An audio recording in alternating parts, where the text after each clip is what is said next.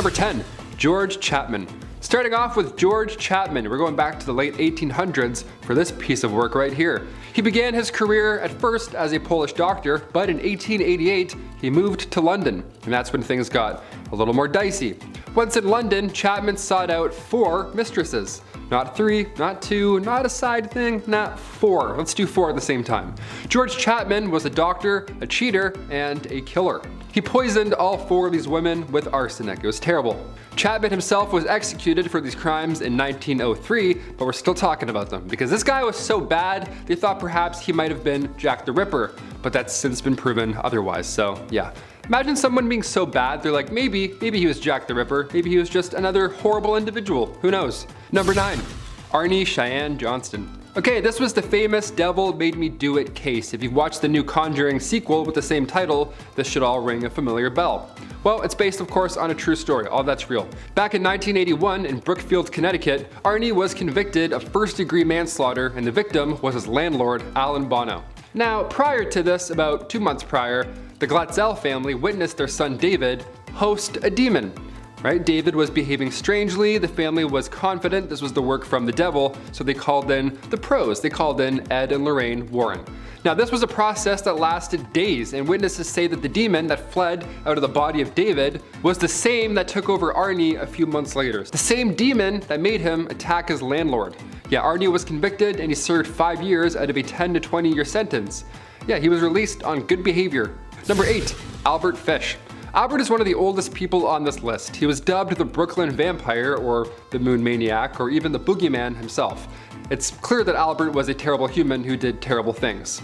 I can't really talk about some of the stuff, but yeah, given those nicknames, you can piece it together. In the early 1900s, Albert was arrested, tried, and convicted for killing, and then doing other things with these people. Horrible. But the horror was not over at that point. No, Albert began to claim that although people knew about 3, the actual number of casualties was closer to 100. And he even claimed that he had some in every state. So that's disgusting. And to make matters even worse, as if it wasn't already terrible enough, this deranged lunatic also sent a letter to the mother of one of his victims. He sent a letter detailing everything about how he lured the victim and the rest of the horrific details that occurred afterwards. Number 7.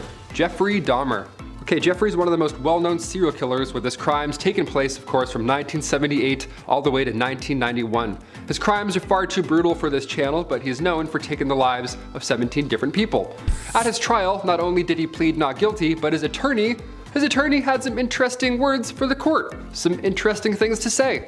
His attorney stated that his bloody pattern had caused him to believe that he was the devil, which was intended to bolster his insanity plea. Odd take, but sure. Again, the devil made me do it type of bullshit. Now, his attorney said that he became enamored, overwhelmed, dare I say caught up in the character from the movie Exorcist 3. Said character being Satan because he was the personification of evil. Not only was Jeffrey found to be sane and ended up being sentenced to multiple life sentences in prison, but not too long after his sentence started, he was killed by a fellow inmate. I wonder if the devil made him do it. Number 6. Richard Iceman Kuklinski. He became one of America's most prolific killers after being hired by the famous 5 families in New York City, okay? He had around a 30-year career as a contract killer, and while he only ended up being charged and convicted for 4 killings, that's still a lot, but he had claimed that the actual number was close to 250, so yeah. When we think of what an assassin would look like, he may not be at the top of this list, which may partially be what helped him be so successful in the first place. While he killed his victims in a multitude of horrible ways, he was dubbed the Iceman due to the fact that he froze all of the bodies. This was to ensure that the coroners would be unable to determine their true time of death, right, and really figure out who was doing it. Richard ended up passing away in jail in 2006. Yeah, we know the time of death for that one. We know that one very well. The Iceman, check it out, it's on Netflix. It's a good documentary. Number 5, Ted Bundy. One of the most famous killers of all time. Ted Bundy killed upwards of 30 people during his crime spree back in the 1970s. Now, most interviews with Ted are extremely well known and they're horrible, but there's one interview that's very disturbing that's not as popular as the others. In this interview, he's talking about taking the life of a student, Georgianne Hawkins. The chilling part of it is how he talks about these dark matters just so matter-of-factly, like it's a casual conversation between work friends, like it's not him describing the most horrible acts ever committed. She had a Spanish test the next day and she thought that I had taken her to help tutor me for a Spanish test. It's kind of odd. Now, of course, over on Netflix, you can pick a number of installments involving Ted Bundy. There's Conversations with a Killer, there's a movie with Zac Efron. Choose your fate. Either way, the story that you're going to hear is chilling, so you've been warned. Number 4, The Staircase. The Staircase is a classic true crime staple, one of the most widely debated cases ever, as a matter of fact. Back in 2001, Kathleen Peterson was found dead in her home. Now, this docuseries follows the investigation, a few theories surrounding the case and the trial, but Kathleen was found at the bottom of the stairs of her home, and it's horrible, it's sad, it's tragic.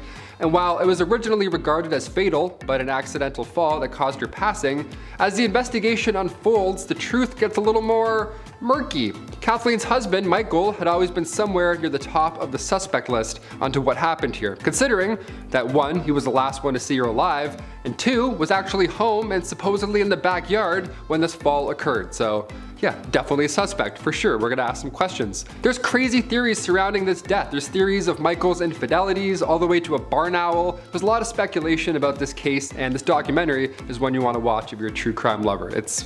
You're not really sure what to think afterwards, so comment down below. It's like this is chilling. This is a really chilling case. Number 3, Richard Ramirez. Richard, who is known as the Night Stalker, with of course a documentary under the same name. All these horrible people have documentaries. Richard Ramirez was a serial killer who terrorized the streets of Los Angeles back in the 1980s. He was known for invading homes, which actually initially made him dubbed as the Walk-In Killer. But he had another signature that was concerning to many people, especially during the height of the Satanic Panic. Richard was known for leaving behind different satanic messages at the scene of his crimes. Imagine walking in on that, that's terrifying. Because of his satanic signature, after he left his first pentagram at the scene of the crime, authorities became worried that he was a Charles Manson copycat, but instead he was just his own kind of monster. It said that he would leave more pentagrams behind while also telling his victims to swear to Satan instead of swearing to God. And during his court appearances, he would also hold up a pentagram, and after pleading not guilty, he said, "Hail Satan." So yeah, quite horrible, let's say. Number 2, Charlene Gallagher. A match made in hell, it seems. Okay, this is a 2-for-1, so buckle up. Back in the late 70s, Charlene Gallagher, alongside her twisted husband, Gerald, were the worst in Sacramento, California. They kidnapped, then they later killed 10 victims. It really was the most twisted situation. Disgusting, awful people. Cut to 1984, Charlene pleads guilty to and receives 16 years. Gerald was waiting for execution, but he actually died of cancer before meeting that demise. So yeah, I guess nature helped out with that one. Charlene, on the other hand, she got out. She actually moved to Fair Oaks, California, and has since changed her name. You can sleep on that. Could be living on your street, who knows. And finally, number 1, don't f with cats. Okay, when I say this is one of the most captivating documentaries I've ever seen, I mean it, okay? I was late to the party for this one. I watched it way long after it was released, but from the moment I started it, I could not stop. This documentary follows the story of the killing of Lynn Junn, which is one of Canada's most infamous crimes ever. I wanted to end on it because, of course, I'm a Canadian. I saw this on the news when I was in school. Lynn was killed by a man named Luca Magnotta, who was already stirring up some internet buzz because he was posting some pretty horrific videos before this crime even happened. As the name hinted towards, he was with cats. That's all I can say. It's horrible. The documentary follows a couple of unbelievable cyber sleuths who saw Luca's messed up videos with the cats and who were intent on finding out who he was and where he was before this killing happened. They knew it was going to get worse, so they tried to track him down, and I'm not gonna spoil the rest, but yeah, it's unbelievable. The crimes themselves are absolutely horrible. The story is almost unbelievable also. The documentary really has it all if you're a true crime person. It really is hard to watch because of how tragic it is and the situations are dark, but again, the ending is worth it. It's definitely worth the watch, especially if you don't know the full story. They get them. Spoilers, they get them. Starting off ominous, our first killer has no name as he's never been caught. It's the Monster of Florence. The Monster of Florence is nameless and faceless, uncaught, and responsible for 16 graphic deaths between 1974 and 85.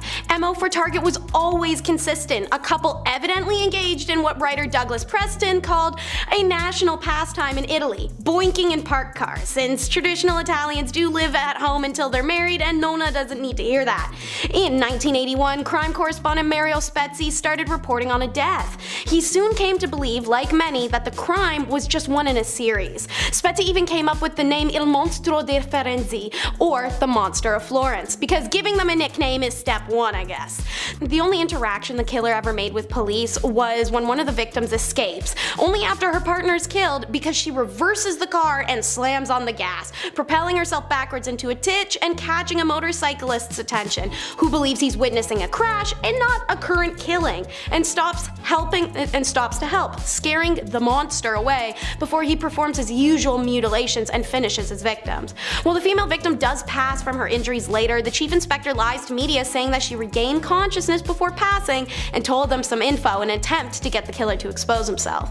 On the afternoon following the statement's publication, a Red Cross emergency worker who had accompanied the police to the hospital was called by a man who claimed to be the killer and asked what the victim had said. The same emergency worker is later called again by the killer while on vacation in Rimini. The second call left the investigators baffled how the caller knew how to reach the man. There is so much to cover with this case, including the Sardinian connection theory, the multiple men who went to jail and were released for this crime, and the fact nobody's ever been caught. But I got more to talk about, so let's move on to Maria del Carmen and getting head. Imagine your 61-year-old neighbor comes banging on your door, and when you open it, she's carrying a black and red leather box and asks you if she can store it at your place because it's, quote, full of adult toys. Why? Her husband Jesus has disappeared and the police need to look for clues. Last thing she wanted as an elderly woman was the embarrassment of them opening that box, right? Neighbor's super chill and sweet, says sure, even though it's weird as hell, and proceeds to have the box in her house for a while before it starts to smell because a summer's gone by. Which is the last thing you want from a box of adult toys that aren't yours stored in your house by an old lady. So the neighbor finally decides to look inside, and it's insta regret. Amongst the vibes and the blow-up dolls was the rotting, boiled head of her neighbor's husband wrapped in tinfoil, which apparently sent her into a full-scale panic attack. Baby girl, I do not blame you. Jesus' relatives said they were always skeptical about Maria's claim that her husband went on vacation by himself and then broke his phone by dropping it in the bathtub. They later got text messages from different numbers, but didn't believe they were coming from the missing man. Their efforts to communicate with him verbally were also all unsuccessful. Anyone who's seen Catfish once can see through that. Maria did end up in jail. This may be the scariest on the list because it was the most preventable, failing Esmond Green. What would you do if someone walked into your hospital and collapsed on the waiting room floor? Yeah, I'd help them too. We all like to think that we would, that anyone would. But apparently employees of Kings County Hospital in Brooklyn didn't share this belief. After checking into Kings County Hospital in Brooklyn, New York, Esmond Green waited 24 hours for treatment. EMS workers had brought her to the center on the morning of June 18th. The hospital had said she was suffering from agitation and psychosis and was involuntarily admitted after refusing medical review for her diagnosed schizophrenia. At 5:32 a.m., Esmond Green collapsed out of her chair and onto the floor convulsing. In some truly horrible camera footage, you see several patients and even nurses walk by without stopping to see what's happening. She stops moving at 6:07 a.m. Two security guards and a member of hospital medical staff can be seen on video stopping to look at Green briefly before just walking away. Close to 7 a.m., finally a nurse comes over, nudges her with her foot, then again, then checks her pulse. Then the nurse calls for help. The hospital later tries to falsify medical records to make it seem as though she'd been without assistance for just 10 minutes. For security cameras, tell a different story, and the hospital fired 6 employees after their investigation. But yeah, before you ask, that lawsuit went absolutely crazy against that hospital. You can't just sleep or eat at anyone's house. My mom was sure to teach me that. People like Carl Tanzler are good reminders, since there was a body in his bed. Carl Tanzler was a radiology technologist at the hospital in Florida. In 1930, he met Elena Milgro de Hoyos, who was diagnosed with tuberculosis. Tanzler became obsessed with Elena and saving her, reportedly showering her with gifts, and told her that he loved her always. However, Elena made it clear she wasn't really interested, and although he wasn't actually a doctor, with her family's approval he tried out different remedies, but she dies anyway in 1931. Tanzler insists on paying for her funeral, complete with a large mausoleum. Her family consented, but they weren't aware that Tanzler alone would have a key to the mausoleum. He visits constantly, leaving gifts, installing a phone so he can talk to her through the wall, normal stuff. 2 years later, Tanzler removes Elena's body from the cemetery. He tries to preserve it by attaching her bones together with wire, placing wax-coated cloth over her skin, and sticking rags in her body to help keep its shape. He was seen purchasing women's clothing and perfumes. A young neighbor saw him dancing with what appeared to be a life-size doll through the window.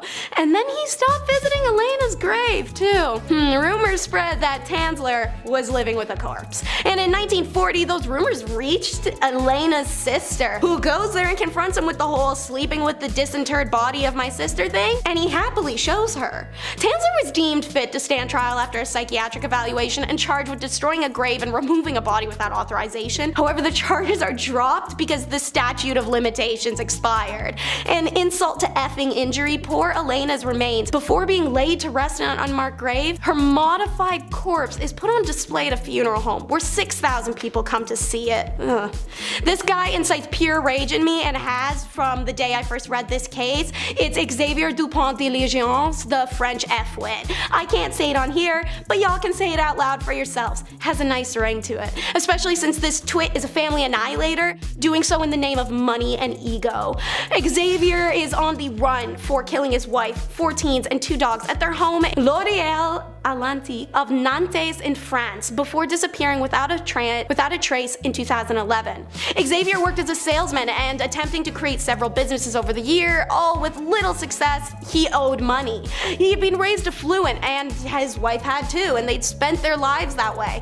The entitlement of their regal title inflated them beyond a point of living comfortably within their means, and instead they overextended, aka they were broke. There were so many signs of what was to come too. In July of 2010, Xavier emails friends, writing that there might be accidents that happened to his family that he might be blamed for someday. Even if it's convincing, don't believe it. In January 2011, when his father dies, he inherits a .22 cal, and a month later, having never used one, suddenly obtains a license for it. After another month, he begins taking the firearm to a range. He buys a silencer and as well drives hours to buy adhesives and plastic bags. Month after that, he buys cement, a shovel, and quicklime. And what gets a little confusing is between the nights of April 3rd and 5th, he picks off the family members while still going to dinners and movies with other ones. Seeing as everyone was killed execution style, would Agnes or one of the other teens not have heard something when someone else was taken? Between the panic of Agnes's family, a weird letter everyone receives where Xavier claims to be an undercover cop, and countless visitors banging on their unanswered door, police are reportedly sent back to this property, and finally Xavier's letter tips them off, his comment to ignore the loose backyard gravel. Under it was his family and 2 dogs. Xavier remains missing to this day. Since we're talking historical crime, let's throw it back to the 18th century for Nathan Elglin, the servant girl annihilator. Now over 130 years in the past, few official records pertaining to the victims have survived, and the same can be said for Nathan Elglin, the proven yet unproven perpetrator. In July of 1884, there were 2 instances of women, both African American, being stabbed in the face as they slept. They both survived, and authorities investigated as separate incidents. In 1884, an African American woman is then struck in the head with a smoothing iron while she sleeps. She also survives. These nocturnal attacks, not fatal, were idiosyncratic in style that they must have been the beginning of a killer who would later escalate to more gruesome results. And that is the case. In 1884, they escalate again. The first one is simply an overnight, but literally the next day, an African American woman named Molly Smith is struck in the head with an axe. Molly Smith set a pattern for all that followed in 1885 as 8 killings took place in Austin, Texas, all carried out pretty much the same way. And the axe would always be left behind, and the bare footprints of the killer, who was missing a toe on one foot, was always on the scene. Meanwhile, Elgin had been getting in trouble since 1881, inciting attacks and carrying weapons, so when the police find him attacking a woman in 1886 Masontown, Austin, they're pretty okay with the fact they had to pop one in him to get him to stop. But the officer's shot didn't kill Elgin instantly. It did leave him paralyzed and mortally wounded, and he died the next day. And a subsequent autopsy revealed that the bullet had gotten lodged in Elgin's spine. Sure, blah blah blah, it doesn't matter. But the doctors also noticed another detail. Elgin was missing a toe on the right foot, and just like that, they'd found their man. Catherine Knight made arrest, herstory in Australia as the first woman to be given life imprisonment, no parole. Why? Well, Catherine wasn't a great girlfriend. She started her long line of violent relationships with another co-worker, David Kellett. Knight met Kellett in 1973 and the pair got married the following year, when she tried to strangle him on their wedding night because he only had intercourse with her 3 times before he fell asleep. Then Knight was in a relationship with David Saunders, and after meeting in 1986. He doesn't marry her, which means he's in for a treat of her insanity. She cuts his dog's throat in front of him. She knocks him unconscious with a frying pan, burns his face with an iron, stabs him in the stomach with a pair of scissors. He finally leaves her and goes into hiding, and then she meets miner John Price in 1994. They're turbulent as hell and really hit a high note in 98 when the pair got in a massive arguments because Price didn't want to get married. Pissed, Knight videotaped a bunch of medical kits he had apparently stolen from work and sent the video to his boss. Price was fired from the job he had for 17 years. And yet somehow the final straw is only when she stabs him in the chest in the year 2000. On February 29th of the same year, he went to the magistrate's court on the way to work and took out a restraining order against her. He told his co-workers afterwards that if he didn't show up to work the following day, it's because she had killed him. Well, that same day, that night, Kathy, after the two of them bang one out and John falls asleep, attacks John Price, and after 37 stabs, he dies. She then skins him, hangs it from hooks around the house, and in the kitchen, police later discover baked potatoes and a pumpkin in the oven and a still warm pot with Price's head floating in it with zucchini and cabbage on the stove. Police had intervened, thankfully, before the children had gone home from school, as Price's boss had called the police when he no-showed at work. In Australian first for women, Knight was sentenced to life in prison without parole at her trial in 2001. She may be known as Cannibal Kathy or Australia's Hannibal Lecter, but Knight has a good reputation in her correctional facility, affectionately nicknamed Nana for her maternal tenderness. It doesn't even feel like it could be real, but it is. Nazino Island. Hell, in the summer of 1933, thousands of Moscow citizens are rounded up by police and sent to live on a small, swampy island in Siberia, Ob's River. They were unwilling, unknowing settlers in Stalin's new social engineering plan to relocate millions of undesirables into remote areas where they would cultivate the land and develop self-sufficient communities. Like, they would undoubtedly die, but hopefully they'd build some towns first. The first 3,000 arrived by barge on Nazino Island in May of 1933. They had no tools, food, or shelter, and conditions deteriorated quickly with snow, frost, and rain. Still, more people kept arriving. Guards patrolled to pop anyone who tried to escape, and they distribute rye bread flour every 4 to 5 days, which people would mix with water and then eat, or simply inhale and risk suffocating on. But the most troubling was what the many island's inhabitants resorted to when starvation really set in. A woman from the island was being transferred to another camp and was brought to stay the night at the home of Theophila Berlin, who said in an interview the woman's calves had been cut off. When he inquired what happened, she said, "They did that to me on the island of death. They cut them off and they cooked them." When asked if he ate human meat, one island prisoner told interrogators, "That's not true. I only ate livers and hearts," describing the process of making skewers or picking who to take from, those already close to gone. On the island, they were killing each other. On the island, there's a guard named Kostya Vennikov, a young man, and he fell in love with a girl who had been sent there. He was courting her, protecting her, and one day he had to go away for a while, and he left her with his comrades to take care of her.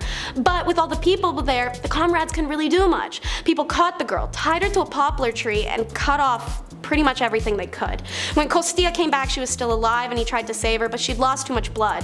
August 1933. The island's empty once more. It was evacuated just 13 weeks after the first colonialists arrived. And of the 6,700 prisoners brought there, 4,000 were missing or dead. Number 10. Queen of hating her daughter. Starting off this list with a bang would have to be the utterly despicable Maria Eleonora of Brandenburg, the Queen of Sweden. Queen Maria here seems to be guilty of the crime of attempted delifing.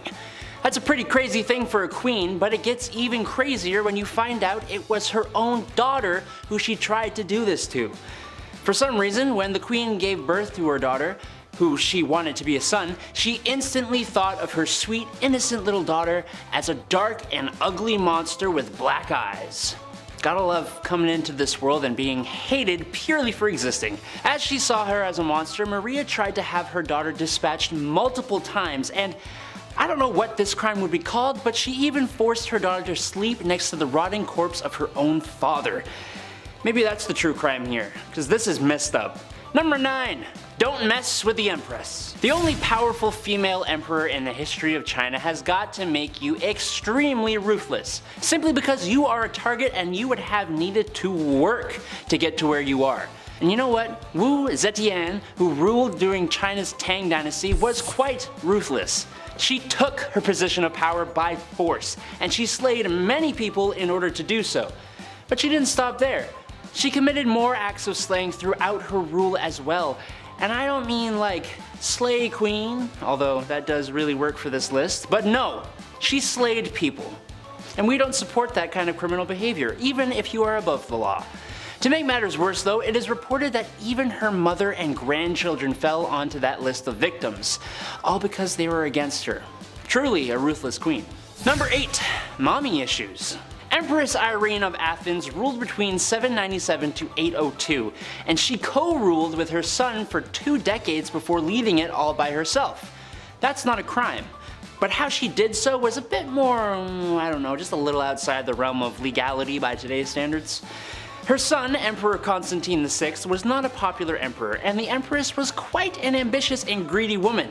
She wanted full control of the Byzantine Empire, and to do that, with the help of some political allies, Irene led a conspiracy against her own son.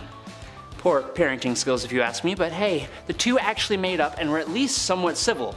That is until Constantine divorced his wife and married his mistress, turning the people against him and giving Irene the opportunity to lead another conspiracy and then have her son's eyes gouged out. Yay! Number 7. Ranavalona. I honestly didn't know Madagascar had queens or kings. That's not because it doesn't make sense, I'm just dumb. Thanks to me being a young child, I thought the only royalty Madagascar had was King Julian, you know, like the lemur. King Julian! Like that King Julian. But they did have kings and queens, and one of these queens was pretty damn brutal. Queen Ranavalona I ruled Madagascar between 1828 and 1861, and there is absolutely no doubt that she would do anything for her kingdom. After King Radama I, her husband, passed away, she took over the crown, and during her reign, she put a lot of people to the axe, or whatever way they executed people in Madagascar. Her uncle was one who met the sticky end to protect her power.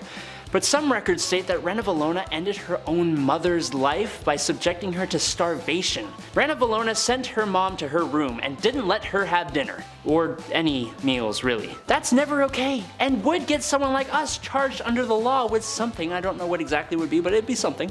Number 6.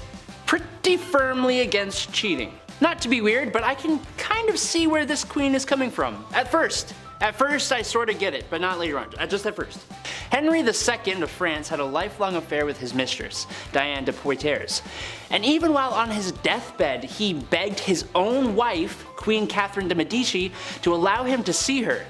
Kind of really disrespectful to your wife, but I guess he loved his mistress too. I'm kind of confused on the morals of this. However, the queen was not confused on the morals and didn't give in to his plea. In fact, she even denied Diane entry into the room, letting the king pass away without having his dying wish granted. Damn. That ain't a crime. This queen had a daughter who took after her dear old dad when it came to the whole monogamous relationships, meaning she didn't really have them. When the queen mother found out about her married daughter's new romantic interest, she locked her daughter up in a castle and never saw her again. But she became even worse when she ordered her daughter's romantic interest to be executed in front of her. Now that is rough. And while she didn't do the deed herself, giving the order is kind of bad enough. It gets worse. Her son, King Henry, didn't like that she cruelly did this to her own daughter, so she had him dispatched as well. My goodness. Number 5. Bloody Mary. Duh. Mary I, or Bloody Mary as she's also known, was the first real queen of Britain. But this reign didn't last very long, 5 years to be exact, before she was replaced by the much better Queen Elizabeth. But in that short 5-year span, Bloody Mary earned that title, let me tell you. Mary I ordered war against the Protestants and slew quite a hearty handful of them for heresy. Which is interesting since her father, Henry VIII, was kind of the guy who made Protestants more of a thing in England, and then her sister was also Protestant and made it the main religion in England. History is full of people needlessly passing away because what they believe isn't the right thing. Anyways, to heat things up, Mary even had some of these Protestants burned on the spot. Some is kind of an unfair statement. You see, the queen here was responsible for burning over 300 Protestants at the stake. Other kings and queens burned people at the stake for their faith. I mean, Mary's father did it, as did her sister. But it's the sheer amount of people that make her much worse and much more famous. Number 4. Taking over. Queen Catherine the Great of Russia was obviously a queen of Russia. But that don't mean she was actually Russian. She was actually German-born. But she was Russian to get herself into power when it turns out her husband, Emperor Peter, was not very liked by his own people, as he showed a very obvious dislike for Russia, which is kind of weird. She took advantage of people's disdain, and while she may not have directly done the life ending here, it is pretty well stated that the act was committed by her supporters, and public opinion held her responsible. She was called the Great, but it seems she was actually kind of the absolute worst, even if she was a strong ruler. She does look very proud of herself in a lot of her paintings though, which, I mean, she overthrew her own emperor husband and became ruler of a country she isn't even native to. So like, yeah, I guess, good job, I think. Number 3. Loca The Loco. Finally, a queen not on this list for ending other people's lives. No, Juana La Loca was far worse than that. Not to be insensitive, but Juana La Loca was loco. She was the Queen of Castile from 1504 to 1516, and she suffered from various mental disorders. After her husband died in 1506, her father buried his body, but that didn't stop La Loca from opening the tomb and caressing her husband's non-living body from time to time. Ultimately, she even ordered people to dig up the body fully, and she would kiss her deceased husband's feet. Sorry, excuse me, I need some water after that. That's disgusting. That's a lot. Oh good, we aren't done. Of course not. No, apparently, Juana would also carry his coffin everywhere with her, and even kept it under her bed. It wasn't until years and years later she allowed his burial outside her window, finally. Look, I get loving somebody, but dear lord, imagine what she was like when he was alive. Stage 10 clinger, 100%. Number 2, let them eat cake. How about a queen that caused a whole revolution? That's gotta be a good one. We have almost all heard of Marie Antoinette. She was well known for splurging on things she shouldn't have and the countless affairs and scandals she was involved in. Like the scandal of the necklace. Countess de la Motte pretended to be the queen's friend and entered the French court in 1785.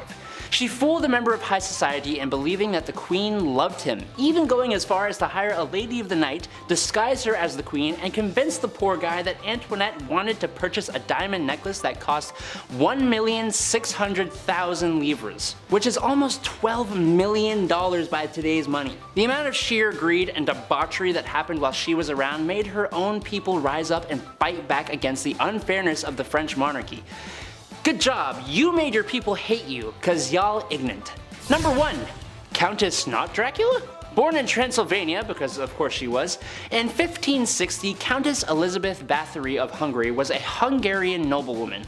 But more than that, she was an extremely infamous serial slayer. She used her position of power to defend herself from ever having to suffer the consequences of the heinous crimes she would commit. Okay, well, name the crimes, Adam. Okay, I will. Elizabeth spent years slaying servants and peasants just because she wanted to and enjoyed it. She did it so much that her own husband, Count Nandi, went so far as to build his wife a torment chamber for her to do this more comfortably. Great husband, horrible person. Elizabeth also had a nasty habit of actually feasting on her prey. She would often bite and eat chunks out of them while they were still alive, and in one case, she may have even forced someone to cook and eat some of their own body. Eventually, her conduct became so appalling that a trial was held.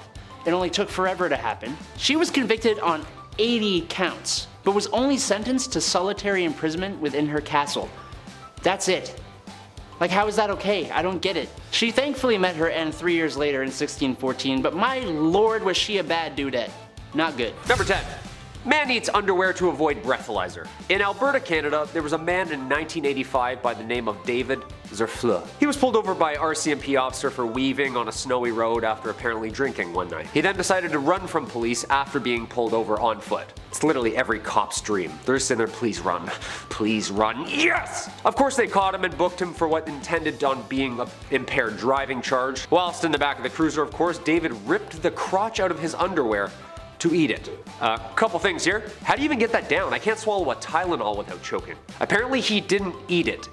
He spat it out after a while and was just kind of chewing on it. His theory was that the cotton might absorb the alcohol content before he got to the station to do a proper test. Which, when he got there, he was acquitted of all charges and blew a legal, respectful .8.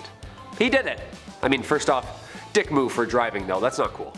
Very dangerous and very selfish. Best part comes weeks later at his hearing. Just so happened a group of grade 11 and 12 law students watching the hearing as a class. Just, you know, teenagers giggling the entire time. Of course they were teenagers.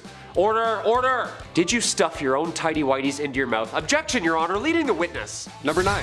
Spider hostage. Look, I don't like spiders. This next guy on our list doesn't even respect spiders, okay? Paul Brian Smith, the man who has 3 first names. Back in 2012, Paul agreed to watch a friend's pet spider, which on paper at first I'm like, hey, gross, but I get it, that's awesome. A little bit of Home Alone vibes going on there.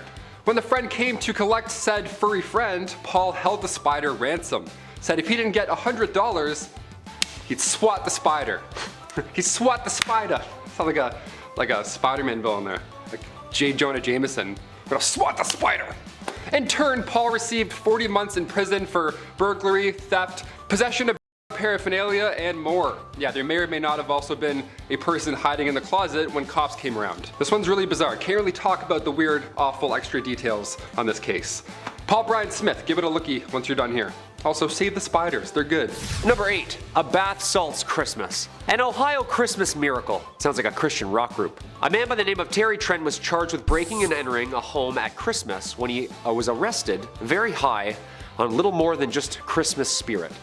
The family arrived home and saw the man sitting on their couch watching some Christmas shows. While Dad's on the phone with police, the man apologized, thanked them for his stay, and calmly left. Family said that the man apologized after lighting a candle, fixing up their wreath, relaxing on the couch, and finishing up the last Christmas tree decorations. Ah, the spirit of Christmas. Guy's the opposite to the Grinch. Dude, this guy's the real Santa Claus. I hope you're all good. He's coming in to do his check-ins. Police arrived and said Terry didn't cause any problems, went in with them calmly and quietly. See, guy just needed some Christmas company. Wanted to catch Mr. Bean's Christmas special. Who wouldn't? That could have been really, really bad and turned out to be a zombie apocalypse Christmas dinner, but thankfully it did not. Also, it's Christmas. I've seen my aunts after some wine. It's pretty well the same thing, isn't it? Number 7. Photobomb. I love a good photobomb. I dug this one out of the archives. This is from 6 years ago at a bar. I'm a big fan of ruining a beautiful moment between 2 other friends. Friends? These are my friends.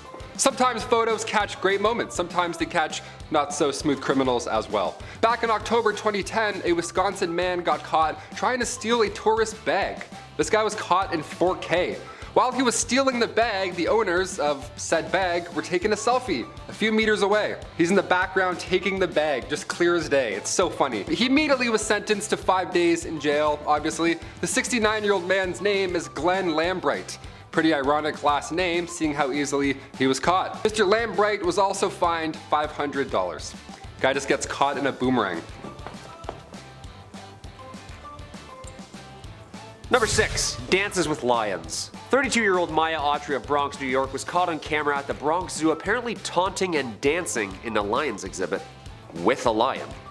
She apparently calls herself the Lion Queen, and she has been seen on camera not once, but twice, dangerously close to these cats inside the lions exhibit. She's lucky that this thing is tranked out of its mind, just chillin', bored. People will do anything nowadays for the gram. She's throws some cash, threw a dozen red roses, and danced for the lion. You know, dinner and a show. The lion has been praying for a day where someone gets this bold. Apparently she gotten herself into the exhibit before and was handed a citation prior and a year ban before returning again. 2 counts of criminal trespassing. The video is great too. The lion's just sitting there. He's like, so you coming in or not? You just gonna stand there? Hey, you know the score of the Knicks game? No?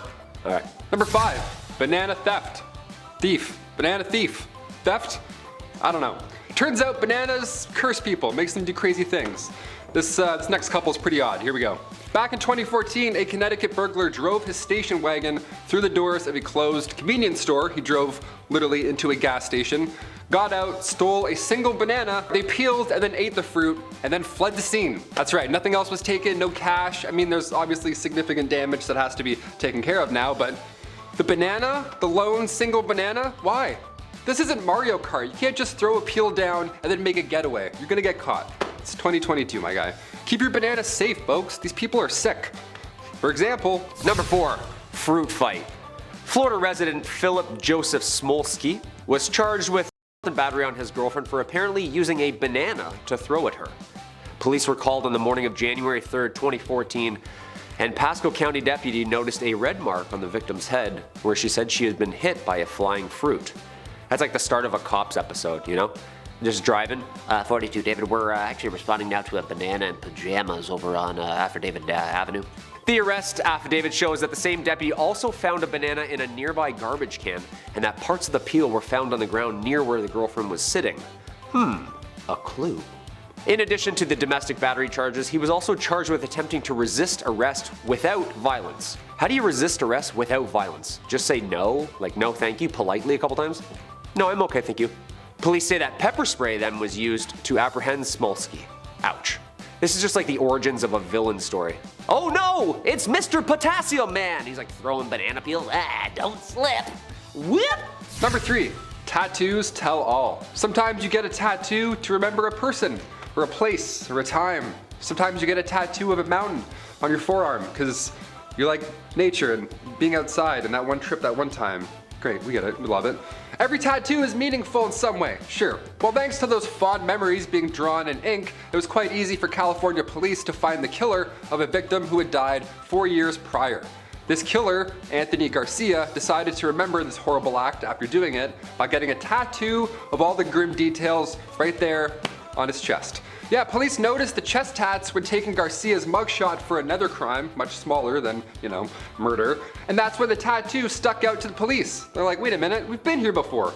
The Christmas lights, the bent street lamp near the liquor store, this was the exact scene where the body was found 4 years prior. There was even a helicopter that looked angry depicting Garcia's nickname, Chopper. Yeah, I have a dragonfly for my mom.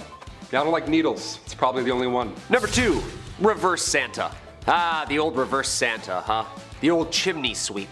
Apparently this is way more common than I thought. A Maryland man who was asked to remain anonymous, due to the ongoing case of course, is facing charges in court recently as the police had to respond to 2 calls from the same house.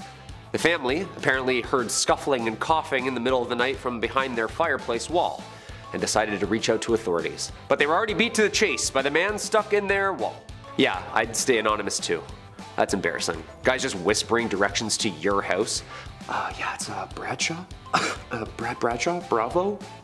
Romeo? Guy had to rat on himself. The fire department showed up, had to rip the wall down brick by brick to get Buddy out. Like, you wasted everyone's time, man. The family's time, the first responders' time, your getaway driver's time. And these guys' mugshots, they're the best. They're always just covered in soot, like a bad Oliver production.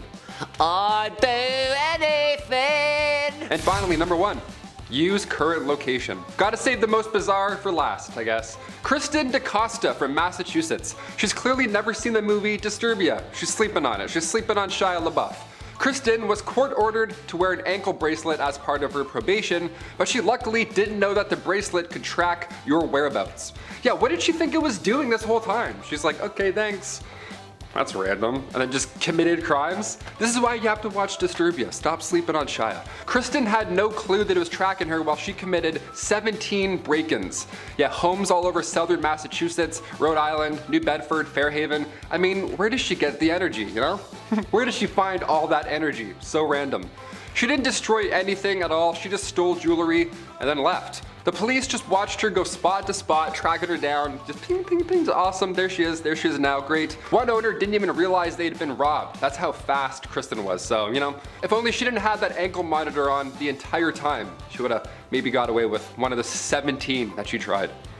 I can't hop one fence, let alone 17, that's insane. I'm kind of impressed. Don't do crimes, but that's a little impressive.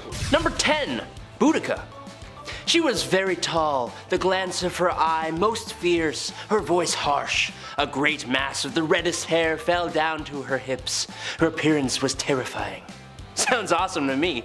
One of the most famous queens in British history, Queen Boudicca was originally co-ruler of the Iceni tribe of East Anglia alongside her husband King Prasutagus. That is, she was until the Roman governor of Britain at the time attacked. Prasutagus was killed and his lands and household were plundered by the Romans. Boudicca and her daughters were rather savagely treated as well. So much so that after the fact she rose up, leading other tribes of Britons who banded together and decided to take the fight back to the Romans. The Britons captured the Roman settlement of modern-day Colchester, with the imperial agent fleeing to Gaul. They fought to London and to St. Albans, storming the cities and sending the defenders fleeing. The Britons desecrated the Roman cemeteries, mutilating statues and breaking tombstones. The Roman governor of Britain at the time, who had fled with his troops into the safety of the Roman military zone, challenged Boudicca with an army of 10,000 regulars and auxiliaries. Win the battle or perish, that is what I, a woman, will do. You men can live on in slavery if that's what you want. It's a pretty good quote. The battle was a brutal defeat though, with Boudicca taking poison to avoid becoming a prisoner. Criminal to the Romans, but I mean, a hero to pretty much everyone else. Number 9. Nefertiti. Kind of hard to call this a crime, but basically Nefertiti was the wife of the Egyptian pharaoh Amenhotep IV. Being close to equal in power to her husband, as well as very influential in her own right, she and her husband did something quite scandalous. They decided to turn their backs on almost the entire pantheon of Egyptian gods. Sort of. They made one god the prime god of Egyptian religion during their reign. That would be the god of the sun, Aten. They moved the capital of Egypt to a new location, which they named after Aten, and they even both changed their names. He became Akhenaten, and she became, give me a sec here, Nefertiti.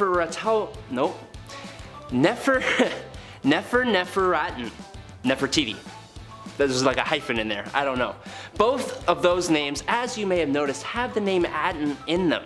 Nobody liked this change and it was quickly reverted after they were no longer in power. Sure was scandalous though. Number 8. Anne Boleyn. Honestly, for most of the wives of Henry VIII, it's a little hard to, well, 1, pick one, but also 2, really know if any of the things they were accused of actually happened or if they were just easy excuses. But nonetheless, here we are, and since we haven't talked about any before, why not start with the second one, who was pretty much the catalyst for Henry VIII and England breaking away from the Roman Catholic Church and forming a whole new church, resulting in the deaths of an eventual thousands of people. You see, divorce is strictly prohibited in the Roman Catholic Church, so when Henry met Anne, his wife Catherine, who had not produced him a son to carry his name, just kinda had to go, prompting the whole damn Reformation. Was it worth it? No, because the marriage lasted 3 years before she was charged with infidelity and incest, and lost her head. I kind of feel bad for anyone associated with King Henry VIII though. Number 7. Queen Dida. Queen Dida of Kashmir was quite an ambitious queen mother. Dida seized complete administrative control during her husband's reign, ultimately becoming queen regent for her son and grandsons. That ain't enough for Miss Dida here. Mere advisory for her? No sir, she despised being just an advisor, and well, she disposed of all 3 of her grandsons using medieval forms of witchcraft and torture. Yikes. How dare they make Jima their advisor? Queen Dida got what she wanted at least, as she then reigned as monarch for 23 years, being in some form of power for nearly the whole of Kashmir's 10th century. And while she may have been more than a little brutal, she was honestly one of the best and strongest rulers Kashmir has ever had. Number 6. Queen Nandi. Queen Nandi of the Zulu Empire has a story that literally sounds like it's straight out of a movie. Before the Zulu Empire ever came to become a thing at all, Nandi was impregnated by a Zulu chief in the 1700s, giving birth to a son they named Shaka. But being the 3rd wife of the chief, she and her son were often ridiculed and shamed by other chieftains. Despite all that, Nandi raised Shaka to be an extremely fierce warrior. Shaka grew up to become the Zulu chief in 1815, and Nandi became the queen mother alongside him, known in English as the Great She-Elephant. She, alongside her son, wreaked havoc on those who had mistreated her and Shaka. But since Shaka remained unmarried, it was Nandi who, funnily enough, remained the power behind the throne of the Zulu Empire throughout her lifetime. She is the reason the empire ever existed in the first place, and if any of what she did was a crime, I kinda get it. Number 5. Julia Agropina, Nero maker. Yes, making Nero should be considered a crime. But honestly, Julia Agropina of Rome did quite a bit more than just that, and I can see where Nero got it all from. You see, Agropina wanted to be in power, and when her uncle, Emperor Claudius, separated from his wife due to a scandal, Agropina saw an opportunity, no matter how messed up it seems to both us and the people of the time. Agropina seduced her uncle, became his 4th wife, and by extension, became the Empress. But it doesn't stop there. She manipulated her uncle husband into making her son Nero heir to the throne, and set up a marriage between Nero and her daughter-in-law Octavia. It's even rumored that she poisoned the food that ended her husband's life, allowing Nero to rise to power, which really bit her in the butt when Nero had her assassinated. What is this crazy family? Good God. Number 4. Queen Theodora. Queen Theodora was scandalous before she even became queen.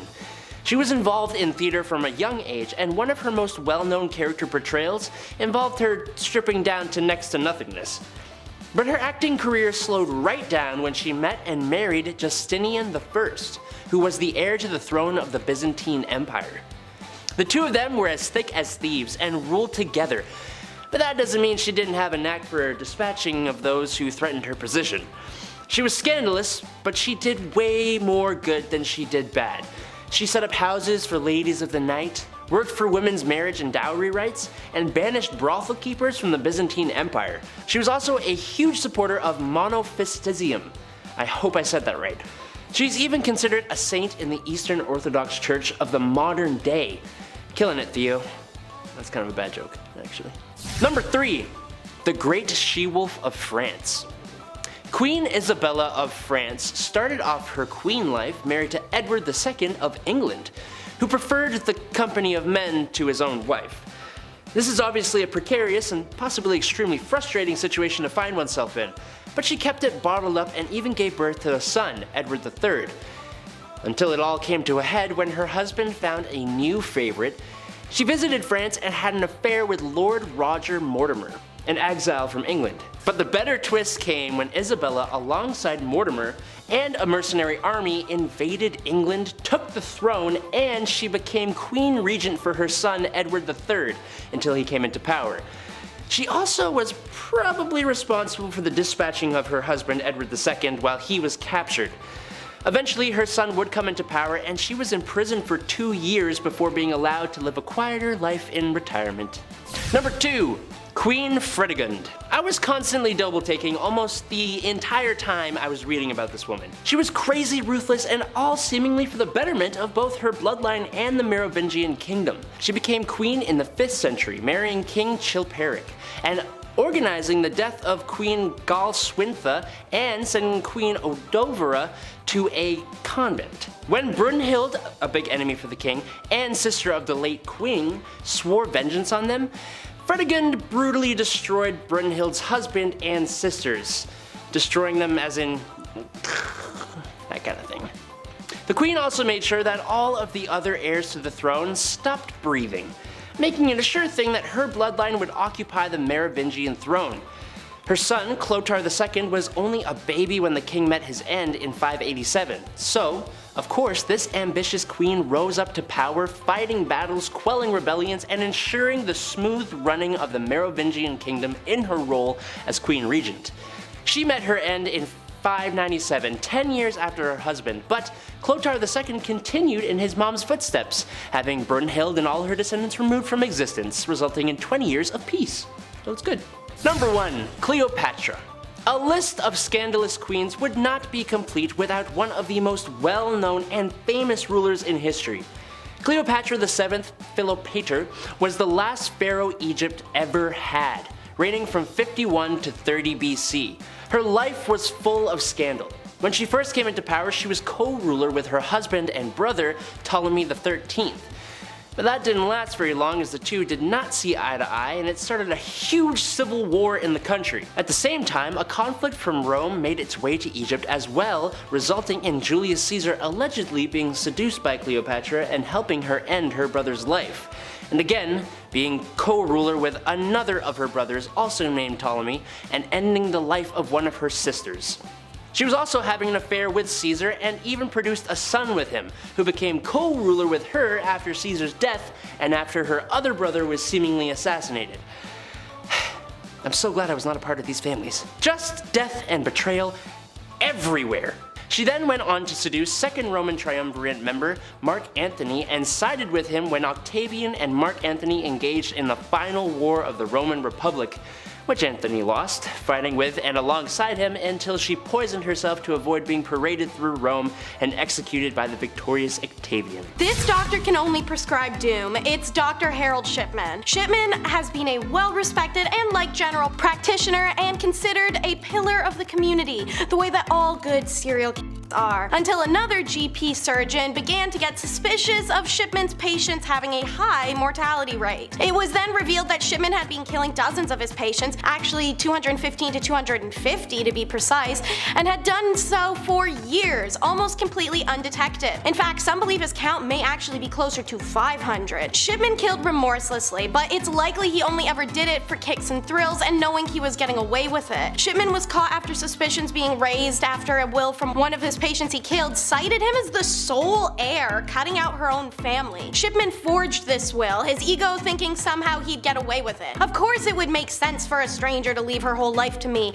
her doctor she has no personal relationship with. I'm me, I'm perfect. Shipman was found guilty for 15 murders and 1 count of fraud, being sentenced to 15 consecutive life sentences, and he took his own life in a cell in 2004, never confessing to his crimes or giving a reason for all the overcompensating granny theft. Fire festival, but make it 16th century, the Batavia. Alright, so this has some Lord of the Flies energy for sure. The Batavia was a ship bound for the West Indies carrying 341 people, a mix of civilians, soldiers, and working men. So tensions are high from day one. Lot of dudes, not many chicks, no firm leading hand to guide the ship socially, and then wham! Ship crashes on June 4th of 1629. They had managed to rescue some of the provisions from the wreck, including barrels of biscuits and some water, but the commander Pelsat and some crew ditched these 268 other losers and go find fresh water and help, which takes them 33 days to reach. In the meantime, those 33 days on the island are enough for Cornelius to decide to build a weird empire. Firstly, he tricks a party into believing that water could be found on the Seals Island. Upon landing there in their little ship, the group found no water. Cornelius then sends his henchmen to finish them off. Next, he drowned people by sending them out in boats on useless errands where his accomplices would push them overboard. Then, he instructed a group of soldiers under the command of Weeb Hayes to go explore the High Island. Before they left, he confiscated all their arms. He didn't expect them to return. After all, that was the same direction which Pelsat had gone 30-some days ago, and he never came back. Lo and behold, a smoke signal means Hayes did find water, which complicates matters for Cornelius. He was in danger of them warning any approaching rescue ship of his Lord of the Flies actions he'd been doing. He tries to woo Hayes over to the dark side. Hayes says, nah bro, island living. So Cornelius tries to duke it out and loses spectacularly to Hayes, who locks his ass up. Pelsat takes 63 days to find the wreck site again, almost double the time it took the ship's boat to get to Batavia. When he arrives, he learned of Cornelius had killed and pilfered and enslaved those around him and condemned the mutineers to have their right hands cut off. In the case of Cornelius, both, before being put to death on gallows. Double trouble with these sisters, Delphine and Maria de Jesus Gonzalez. Doesn't that just roll off the tongue? At least a lot better than Most Prolific Murder Partnership, which is the title given by the Guinness World of Records in a dubious honor to their horrific 91 known slayings. They shopped from home, pulling victims from the brothel El Rancho de Angel that they ran in Mexico. There's not much information on the Gonzalez family, despite the fact that the sisters were actually caught alongside their 2 other sisters who were seen as accomplices, and that their crimes were committed in the 21st century, where police and scientific progress can provide a lot more detail. The police picked up a woman named Josefina Gutierrez, a procuress, on suspicion of devious behavior in the Guantero area, and during questioning, she implicated the two sisters' crimes. Police officers searched the sisters' property and found the bodies of 11 men and 80 women, a total of over 91 people. Investigations revealed the sisters' scheme was that of to recruit women through help wanted ads, though the ads would state the girls would become maids for the two sisters, not adult services in a brothel. Many of the girls are force-fed substances once they arrived, and the sisters reportedly killed the girls when they became too ill, too physically damaged, lost their looks, or stopped pleasing customers. They would also do anything to customers that showed up with large amounts of cash, asked too many questions, saw too many of their girls, or were just kicking it around too much. And when asked for an explanation for deaths of family and friends, one sister reportedly said to People the food didn't agree with them. Both received 40-year sentences in 1964. This would probably be the worst plumbing call to ever receive, so let's visit Dennis Nilsson. As a miserable junior constable in London, he began to drink alone in the evenings and began visiting gay bars where he engaged in casual liaisons with other men, having fought the long fight of accepting his own sexual identity. A year later, he left the police and began to work as a civil servant in a job center. Between the years of 1978 and 1983, Dennis Nilsson is known to have killed a minimum of 12 men and is believed to have attempted on further 7 people. At first, Nilsson kept the bodies under the floorboards of his Melrose apartment until they had decomposed too much to gain gratification from, and they emitted the gnarly scent of rotten person that attracted insects. He therefore decided to burn all of them in a bonfire in his garden, disguising the smell with a melting car tire too. In mid-1981, Nilsson's landlord decided to renovate the ground floor apartment, offering him $1,000 to vacate, which he happily accepted before burning the last few bodies he was retaining. Dennis moved to 23 Cranley Gardens in London,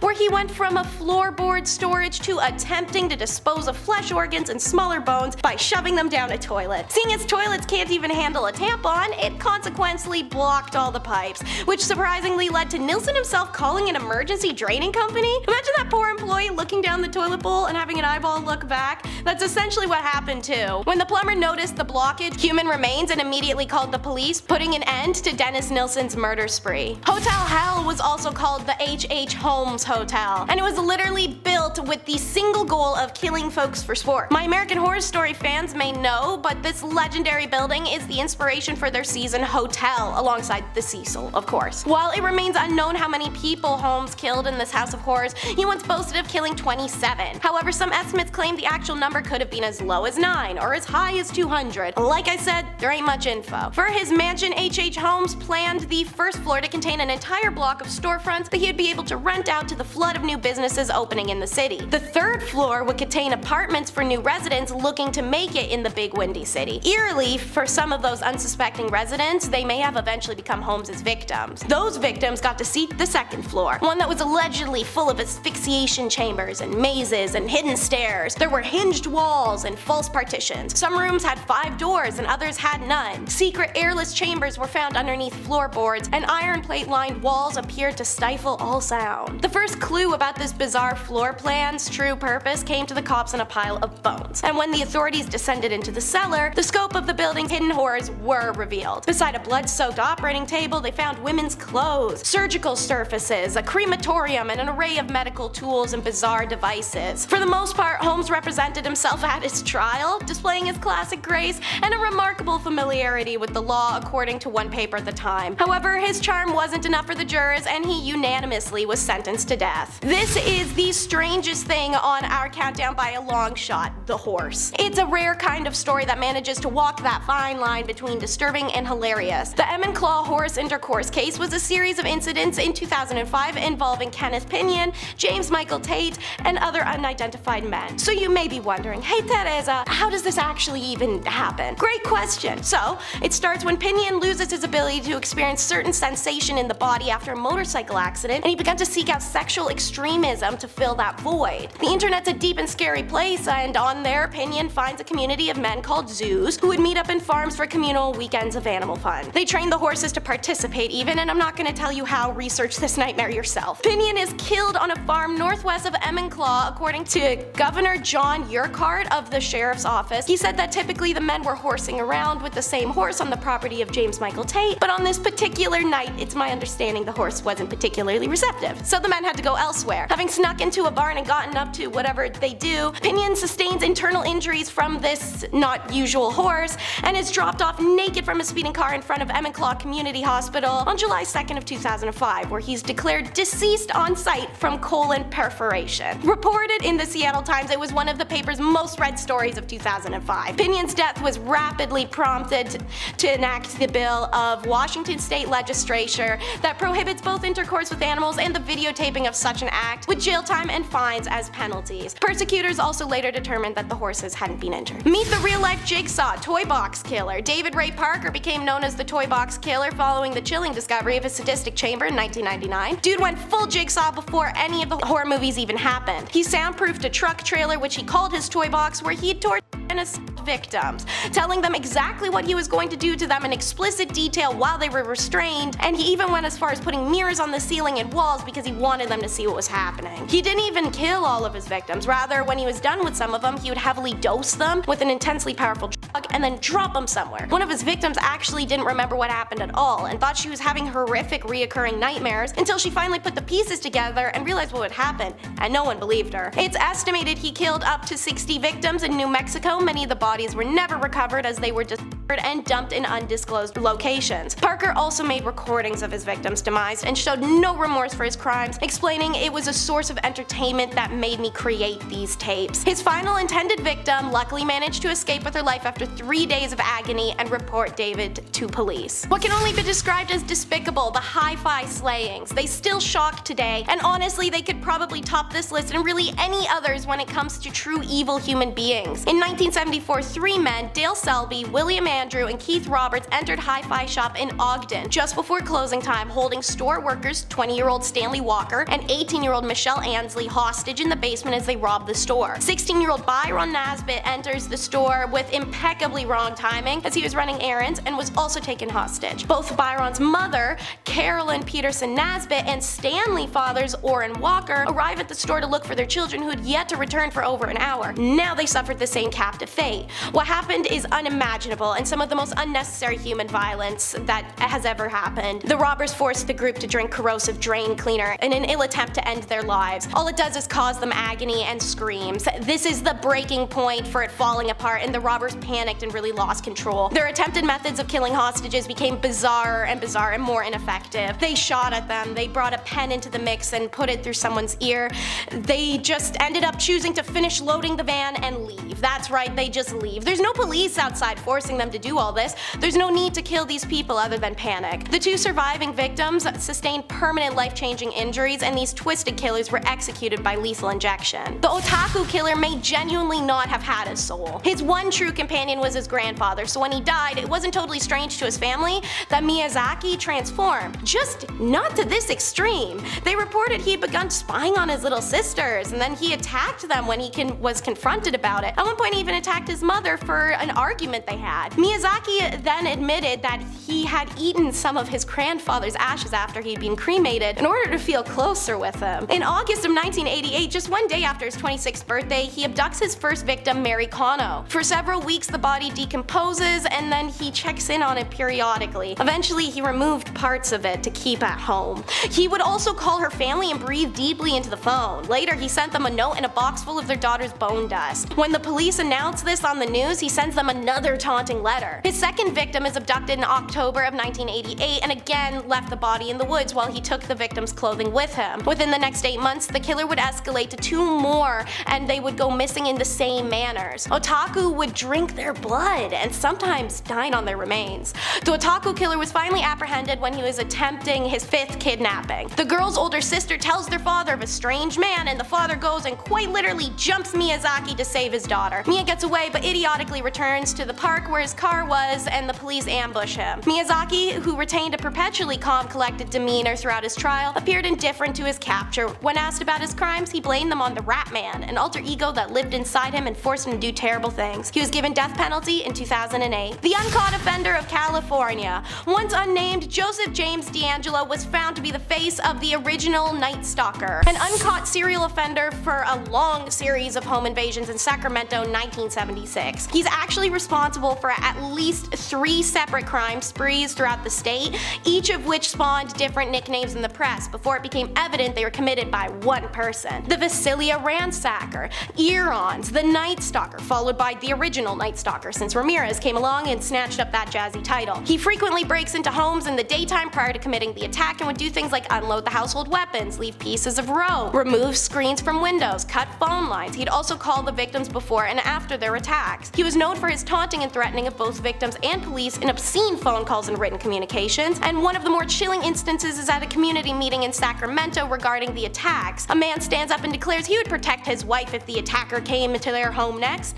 Lo and behold, that couple is victimized next. He was there and must have followed them home. In 1978, he begins attacking all throughout Northern California, and then in 79, he vanishes. In the late 1990s, DNA revealed he moved to Southern California and became a starting December of 79 there. He committed 10 murders and ranged from the Goleta to Dana Point region. On April 24th of 2018, the state of California charged the 72-year-old with 8 counts of first degree based upon DNA evidence. Investigators identified members of D'Angelo's family through forensic genealogy. D'Angelo couldn't be charged with his 1970s SAs, but he was charged with the 2018 ones and 13 kidnappings and abduction attempts. Starting off this list in our number 10 spot, we have Luis Garavito. Luis gained a nickname from the media of the Beast, and I think that's a great indication of the nature of his atrocious crimes. He is said to be one of the worst serial killers in the entire world, and it is believed that his victim count is up in the 300s range, which is absolutely shocking. He confessed to 147 crimes, and he was found guilty on 139 of those counts, which put his sentence at 1,853 years. But here's the thing, this trial took place in Colombia, where he lives, and there is a law, or was a law, which puts the maximum sentence to 30 years. He was sentenced in 1999, meaning there's really only a few years left of this sentence. He also had years taken off of his sentence because he assisted police in the search to recover some of the victims' bodies, which means that just this year, in 2023, he is eligible for parole. Okay, that's great. According to Luis himself, he committed these crimes because he had made a deal with the devil, and he explained that satanic ritual was involved in all of his crimes. In our number 9 spot today, we have William Bonin. This horrible person is said to be responsible for taking the lives of 21 young men in Southern California from May of 1979 to June of 1980. It is said that on at least 12 of these occasions, he was assisted by one of his 4 known accomplices, and it is even speculated that he might be responsible for 15 more of these crimes that evidence hasn't officially been able to connect him to. He was often referred to as the freeway killer because of the fact that most of the bodies were found along the freeway of Southern California. The police surveilled William until they could catch him in the act, which they did. In the beginning, he claimed innocence, but after receiving an impassioned letter from one of the victim's mothers, which asked him to please share the location of her son's body, he confessed his guilt. But he made sure to clarify that it wasn't so the mother could be at peace and her pain could be eased. No, of course not. Instead, he said, quote, "I was dying for a hamburger and I knew if I went out with the cops, they would get me a hamburger." Right, just gonna take a moment and let that sink in. At his first trial, the prosecutor described him as, quote, "the most arch-evil person who ever existed." William was convicted on 14 of his crimes and was sentenced to death. He spent 14 years on death row before his sentence was carried out in 1996. In our number 8 spot today, we have Robert Hansen. Robert is often referred to as the Butcher Baker, and his story truly is horrific. He is one of the most prolific serial killers in Alaska's history because for over a decade he would kidnap women and bring them into the wilderness where he would then stalk them like prey. The reason he got away with his crimes for so long is because outside of these horrifying crimes, he was just a soft-spoken baker. Robert was heading to church by day and prowling the streets by night. What led to the downfall of this horrible monster was a badass named Cindy Paulson,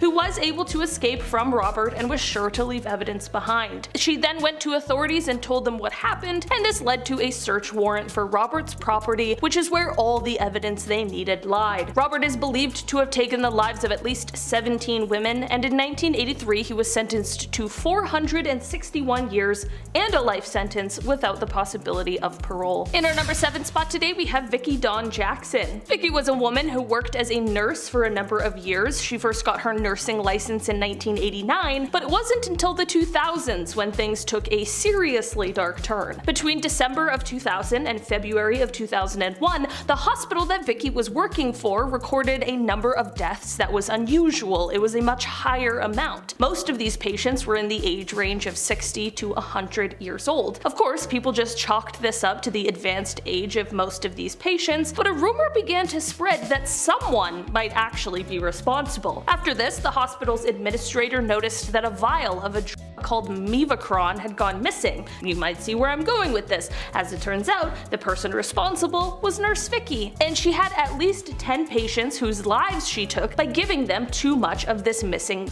It was a muscle relaxant. Take in that this is 10 people between December and February. That is an unbelievable amount of people in a remarkably short amount of time. You might be wondering why she took these lives, and apparently she did it when she found those people rude or quote too demanding. Okay, Vicki, get a different job then. I don't know. In our number 6 spot today we have Michael Bear Carson and Susan Carson. This couple is not one that anyone would want to encounter. The stories of these two come from the 80s. They were married, and on the outside they appeared just like a happy couple of harmless hippies. We all know, though, not to judge a book by its cover, in the end they would go on to become known as the San Francisco Witch Killers. Didn't know San Francisco held so many witches. Basically, together the pair took the lives of 3 separate people between 1981 and 1983. They started off by killing their roommate, who Susan claimed was a witch, and said that she was stealing her quote health, power, and beauty. They next killed one guy that they worked with on a farm because they said that he was a demon. The final person they took the life of unfortunately picked up the pair as they were hitchhiking, and they took his life because they claimed he was a quote black witch,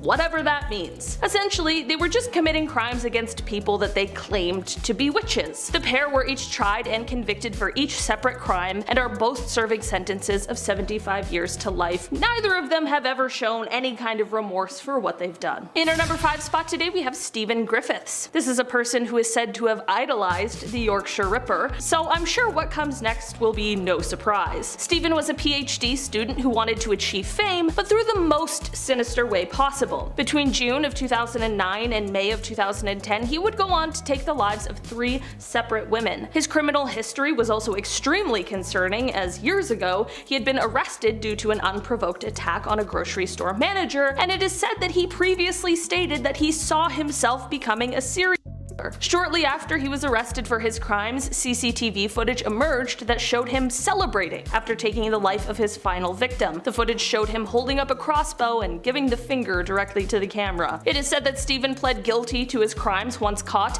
not because he was remorseful, but because he wanted to receive the recognition for them. In our number 4 spot today we have Joanna Denny. This is the person responsible for a series of killings and attacks that took place in March of 2013. Joanna is a very cold and very heartless person and has on many occasions been said to laugh at her crimes and the lives she took, even still behind bars. After the first of her crimes, authorities launched a manhunt for her and they used CCTV footage to help track her down. She was finally caught after attacking 2 dog walkers who, thanks to immediate medical intervention, were able to survive. There are many things about this story that make it exceptionally chilling, and it seems as though most people Joanna encounters are left with quite an impression of what a horrible person she really is. On the day she was sentenced, it is reported that the judge, Mr. Justice Spencer, said, quote, "Although you pleaded guilty, you've made it quite clear you have no remorse." He went on to say, quote, "You are a cruel, calculating, selfish, and manipulative serial killer." After this, he sentenced her to a whole life order, or life in prison without parole, and it is said that she smiled and laughed at this. Since her time in prison, she is said to have planned escape attempts that involved the killing of a prison guard and other terrifying ideas. In our number 3 spot today, we have Elizabeth Wetlaufer. Elizabeth is a former registered nurse and serial who is responsible for taking the lives of 8 and attempting to take the lives of another 6 senior citizens who were under her care. With a total of 14 victims that either passed away or were harmed by her actions, she is now one of the worst serial Canada has ever seen. And not to mention how she was doing these things to vulnerable people that she was supposed to have devoted her life to taking care of. Her first victim who passed away was James Silcox, who was 84 in 2007 and was a World War II veteran. She committed her crimes by injecting insulin into her patients. In September of 2016, Liz ended up entering herself into a rehabilitation program at the Center for Addiction and Mental Health, which is located here in Toronto. It was here that she ended up confessing to her horrific crimes. Of course, the staff at the hospital notified the proper authorities, and she was subsequently arrested, and she gave police a 2-hour confession. She admitted to knowing what she did was wrong, but she also just said that she had urges she couldn't control. She stated that, quote, God or the devil or whatever wanted me to do it. In the end, she was sentenced to life in prison, but because of the way that the Canadian system works, she will at some point be eligible for parole, and hopefully denied, alright? In our number 2 spot today we have Kevin Davis. The story behind this killer is truly one of the most disturbing things I have ever heard in my entire life. Kevin Davis was 18 years old when he took the life of his own mother. It seems as though there was some sort of conversation beforehand that had made him upset, which of course is never a good enough reason to do something like this, but there are details about this crime I wish that I could just unlearn. In an interview with police, he gives them an extremely detailed account of basically everything that happened and seems to show absolutely no remorse at all. It is chilling, it is disgusting, and it is honestly just horrific. During his trial, a doctor did testify to say that he had a personality disorder, but that he also fully knew the difference between right and wrong and knew that his crime was wrong and that there were no medical diagnosis that could justify his actions. Kevin is still in jail where he will most likely spend the rest of his life, but he will become eligible for parole in 2044. Finally, in our number 1 spot today we have the Axeman of New Orleans. Unfortunately, this is not the name of some terrible horror flick, and instead it's the moniker given to a terrible, unidentified serial killer. This person was active in New Orleans, Louisiana, and its surrounding areas from May of 1918 to October 1919. As the name implies, those who were targeted by this person were usually attacked with an axe, and it usually was one that actually belonged to the victims themselves. Many people believe that this person may have been targeting people of Italian descent because this was a theme among the victims, and some also believe that he was mainly targeting women and only took the lives of men when they tried to intervene. This is actually somewhat supported by the homes where women were killed but men weren't. In the end, although this person is responsible for taking at least 12 lives, exactly who the Axeman is or was remains a mystery. Number 10. See you later, alligator. A Florida man was arrested and charged with assault with a deadly weapon after allegedly throwing a 4-foot alligator through a fast food chain's drive-through window. Joshua James threw a live alligator that he had stolen through a Palm Beach Wendy's. Let me guess, Josh. The Froster machine was down, huh? Yeah, I've heard it too. He was also charged with illegally possessing an alligator. Do you have a license for this thing? Yeah? Do you mind if I... Jesus! Okay.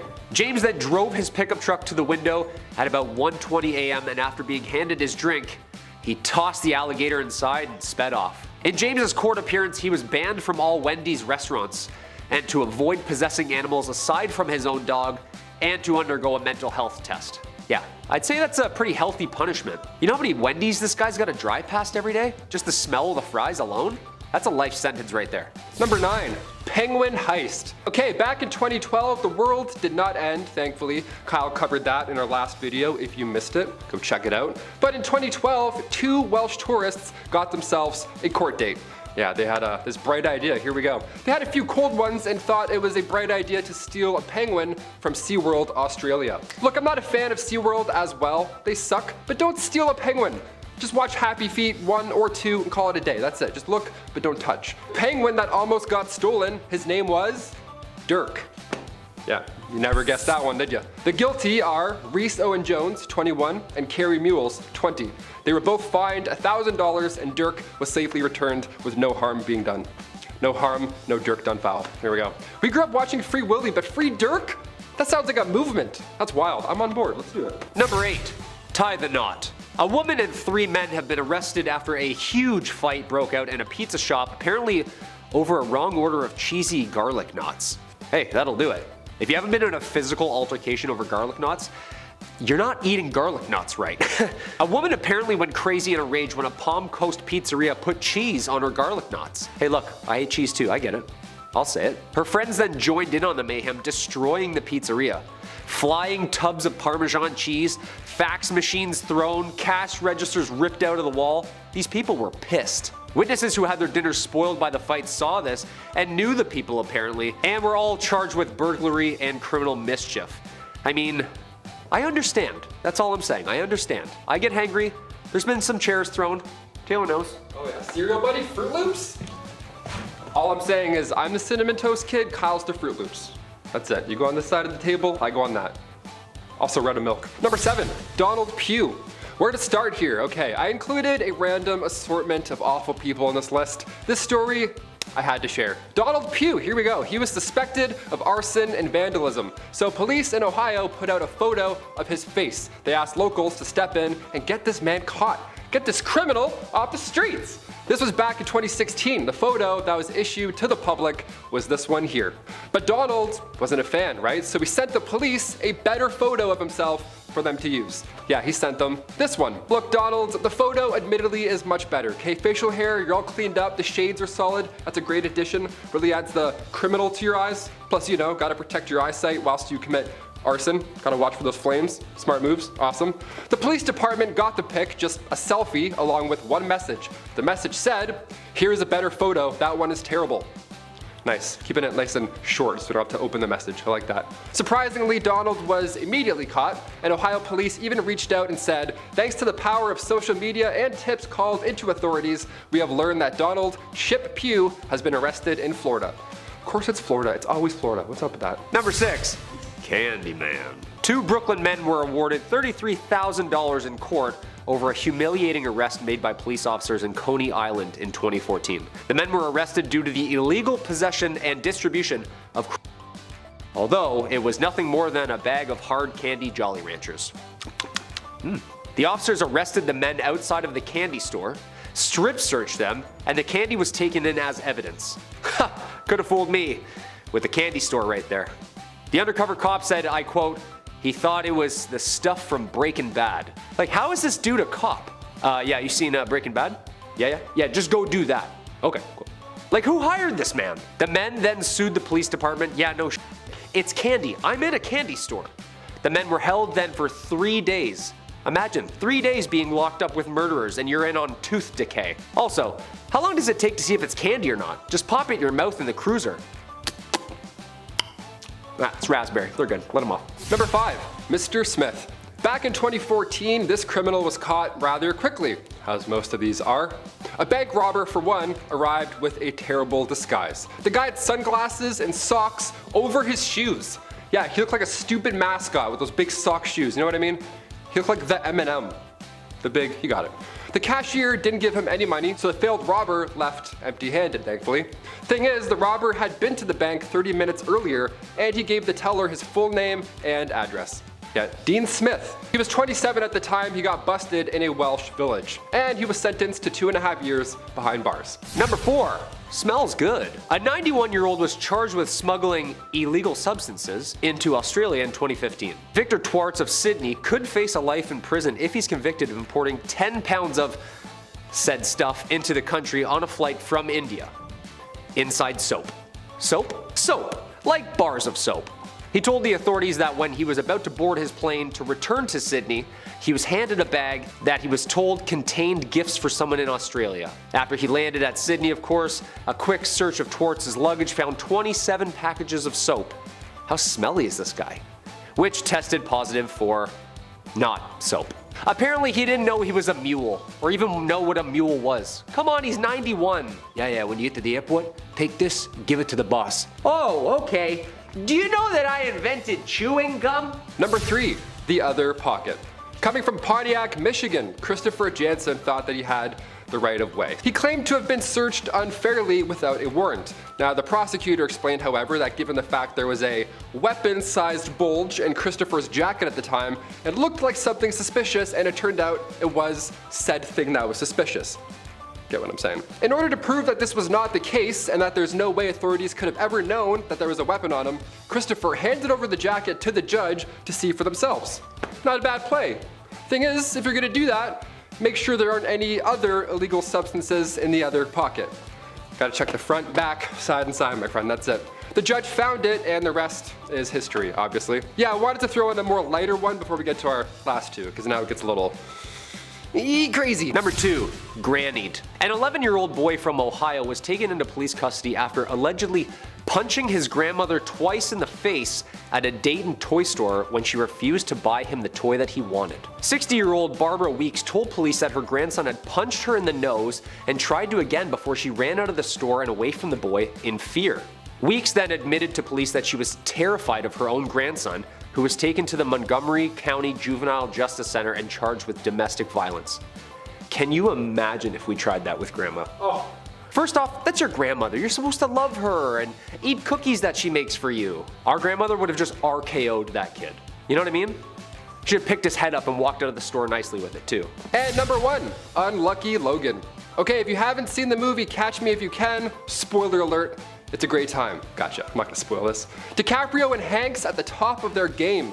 Young Leo stars as conman Frank Abagnale Jr., who posed as a doctor and a lawyer and a pilot and successfully evaded the FBI. For a bit. Maybe he gets caught, maybe he doesn't, I don't know, I've never seen it. Now in real life, back in 2015, Logan James, who was just 19 years old at the time, tried pulling a young Leo. Except he doesn't have the same look, so it obviously didn't work. James had breached his license conditions after being released from prison on February 6, 2015, so now he was of course getting called back to prison. Can't be doing that. Gwent police took to Facebook to ask locals to help out, but one user in the comments section started getting a lot of upvotes. Why, it was Logan James himself, on his own Facebook, commenting on the Gwent police status. Haha, catch me if you can, won't see me slippin'. Over 40 likes on the comment, of course. He then added as well, I've been walking around near home so they're not trying too hard to catch me. James was then caught hours later, and the police thanked the public for doing their part. Yeah, thanks Logan, couldn't have done it without you. Literally. Number 10, the young czar.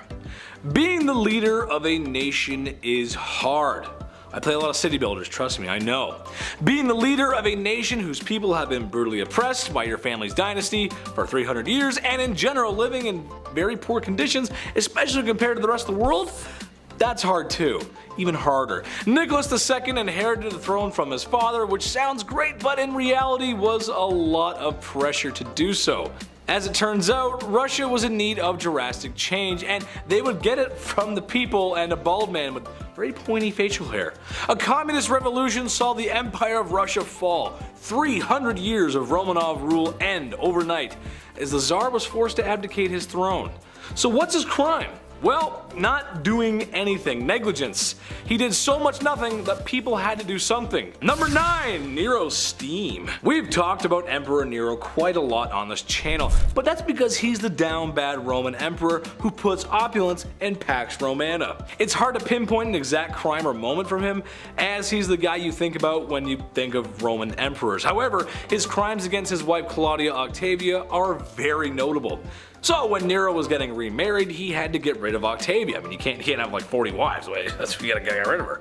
But how? I mean, how do you get rid of a woman like that? He actually did the whole James Bond villain thing where the victim gets placed into a trap. It's very crude, but theatrical, because remember, theatrics are important. Remember that, folks.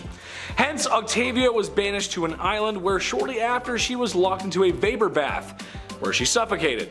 Naturally, to make himself look better, they made it look like she did it, not him. So yeah, what a great guy. What an absolute hero in that story. Definitely not a villain. Number 8, Afzal Khan.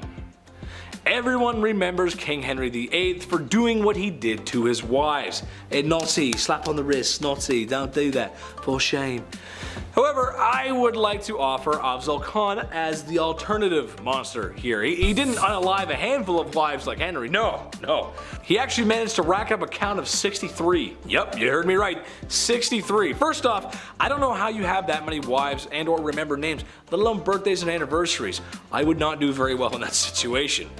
Well, what's the reason for all this blood spilling? It's pretty horrible, actually. Simply because he was being invaded, and the guy who was invading him and winning was slightly nicer to women and was going to most likely give them a better life. Jeez, talk about if I can't have it, no one can. God. Number 7, Caligula's wife. I think in a healthy relationship, you ought to put your partner on a pedestal. Maybe your partner is drop dead gorgeous, a promising athlete, or really enjoys building Legos. Nice TIE fighter, babe, way to go. Yeah. Emperor Caligula of Rome liked to put his wife on a pedestal, literally. And while on this pedestal, she was wearing nothing but her birthday suit. Oh boy. While all of his friends, politicians, generals got to gawk and stare at her, and in some weird goth power flex, he would oftentimes hold a knife to her and tell her that he could just end her life whenever he wanted because he can do that. Not to mention the guy had a complete narcissist complex, building statues of himself everywhere just so she can like, oh great, there he is again, it's him again. Number 6, Genghis Khan. I bring the man up again because he's responsible for so much loss, so much blood spill, so much pain. Sure, they were effective warriors and archers, but they were brutal, dude, especially him. They took what they wanted when they wanted, and it's said that he was responsible for so many lives lost that it affected the carbon footprint of the planet. Dude, that's insane. That is literally insane. Also to note his treatment of rather, mistreatment of women. YouTube won't let me say much, but I can tell you that these ladies were not inviting him into their bedrooms. It wasn't good. As it stands today, because of his bedroom misconduct, his DNA still lives on. 5% of men worldwide share his DNA. Number 5, Pedro of Castile. Pedro of Castile was doing as the European monarchs do.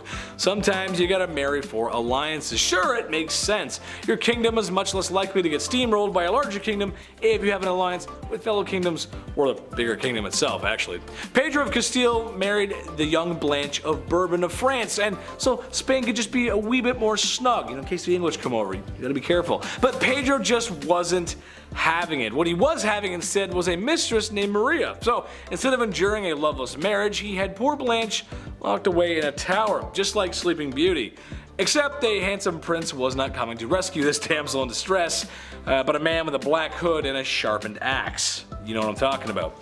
As Pedro had her unalived. I was gonna make a joke about Rapunzel and let down some hair so she could make an escape, but I mean that's just awful, really. Imagine being locked up in a tower for so long. Sure, I love the indoors, but you gotta let me out at some point, Chief. Do you think I get food delivery apps to work up in a tower? Because otherwise you have to let me out, dude. Comic-Con's coming. Anime Convention North's coming, buddy. I gotta go. Gotta get my Naruto on, bro. Come on, man. Number 4, hands-on funeral. This one's just gross. When you're in a relationship, it can provide you with some great things. Someone to go through life with. Companionship, love, and if you're lucky, someone who's a good cook or a baker. Oh, love me some baked goods. However, also in a relationship, sometimes you do more than that. Sometimes you get a little close under the sheets, if you know what I'm saying.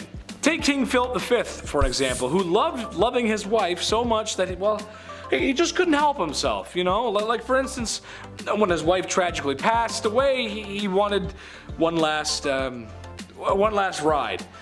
But he penciled in one more trip to Toe Curl City before she was laid to rest. God, that doesn't seem right, you know? That just let her go peacefully, you know? Let her just. Number 3, Lenin. Okay, while not a king in the most stereotypical sense, he did dethrone a king and made himself an autocratic dictator, which is basically a king, just modern. Trust me, it is. Yep, trust me. In a nutshell, Lenin had been anti-royal for most of his life, but after some help from some sneaky Germans and other Soviets loyal to his cause, the Tsar had no choice but to abdicate, like I said at the top of the list. He abolished the Tsar's secret police and then put in his own. And had people oppressed, which was one of the main reasons why the whole revolution started in the first place. See what I'm getting at? He was supposed to get rid of the evil monarch, and he became the evil monarch. Well, see, then a civil war broke out, and then he was worried that the exiled Tsar might escape and try to retake the throne, and, well, he had some goons take care of him, and, well, the family too. You can never be too sure. You gotta take care of everything. You gotta get rid of everybody. You just can't be too sure. Number 2, Pope John XII. For those who aren't very religious like myself, the Pope is the big one. He's next to God, and for a minute there, he was the most powerful man on earth. Seriously, I mean, this guy could crown kings. He's the king of the Vatican and the king of kings in the Holy Scripture. It's kind of serious. And today he's got a really cool car for parades. The Popemobile's pretty sick, not gonna lie. However, Pope John XII was anything but a sweet old man who delivers the holy messages from God. This Pope was doing a lot of anti-Pope behavior, if you will. Now I for one wouldn't care if the man had a girlfriend or a glass of wine. Heck, some rules need to be changed, but this Pope was most known for his lavish, adult-themed parties, and was known for getting hangovers. It got so bad at one point, it started a war. Number 1. Not so slick shady. Marshall Mathers, Eminem, the king of rap, and named king of hip hop by Rolling Stones magazine. Hence he's a king, I gotcha. Despite what you think of the man's lyrics, especially vulgarity, he's an excellent wordsmith and could write rhymes that would leave you tongue twisted. However, I don't think it would come to anyone's surprise that the man's got a few charges under his belt, especially the way he talks about Kim.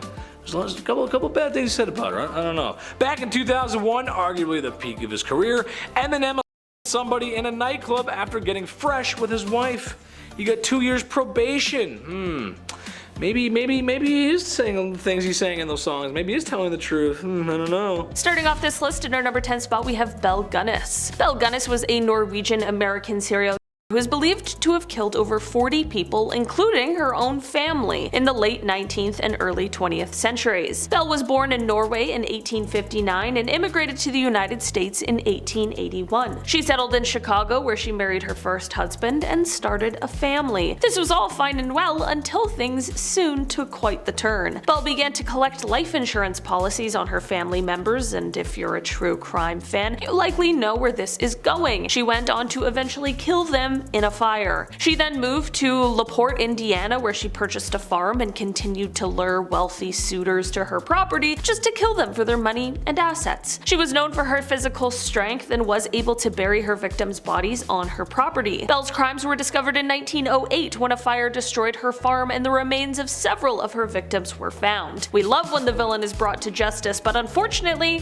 that did not happen here. Belle herself was never found, and it is believed that she may have faked her own death and fled the country. In our number 9 spot today, we have Dorothea Puente. You know the saying, don't judge a book by its cover? Well, this certainly is a case of that. If you took a glance at Dorothea and knew nothing about her, you'd probably assume she was someone's kind grandma who also had some cookies and a glass of milk waiting. But that could not be any further from the actual truth. In reality, she was actually a serial killer.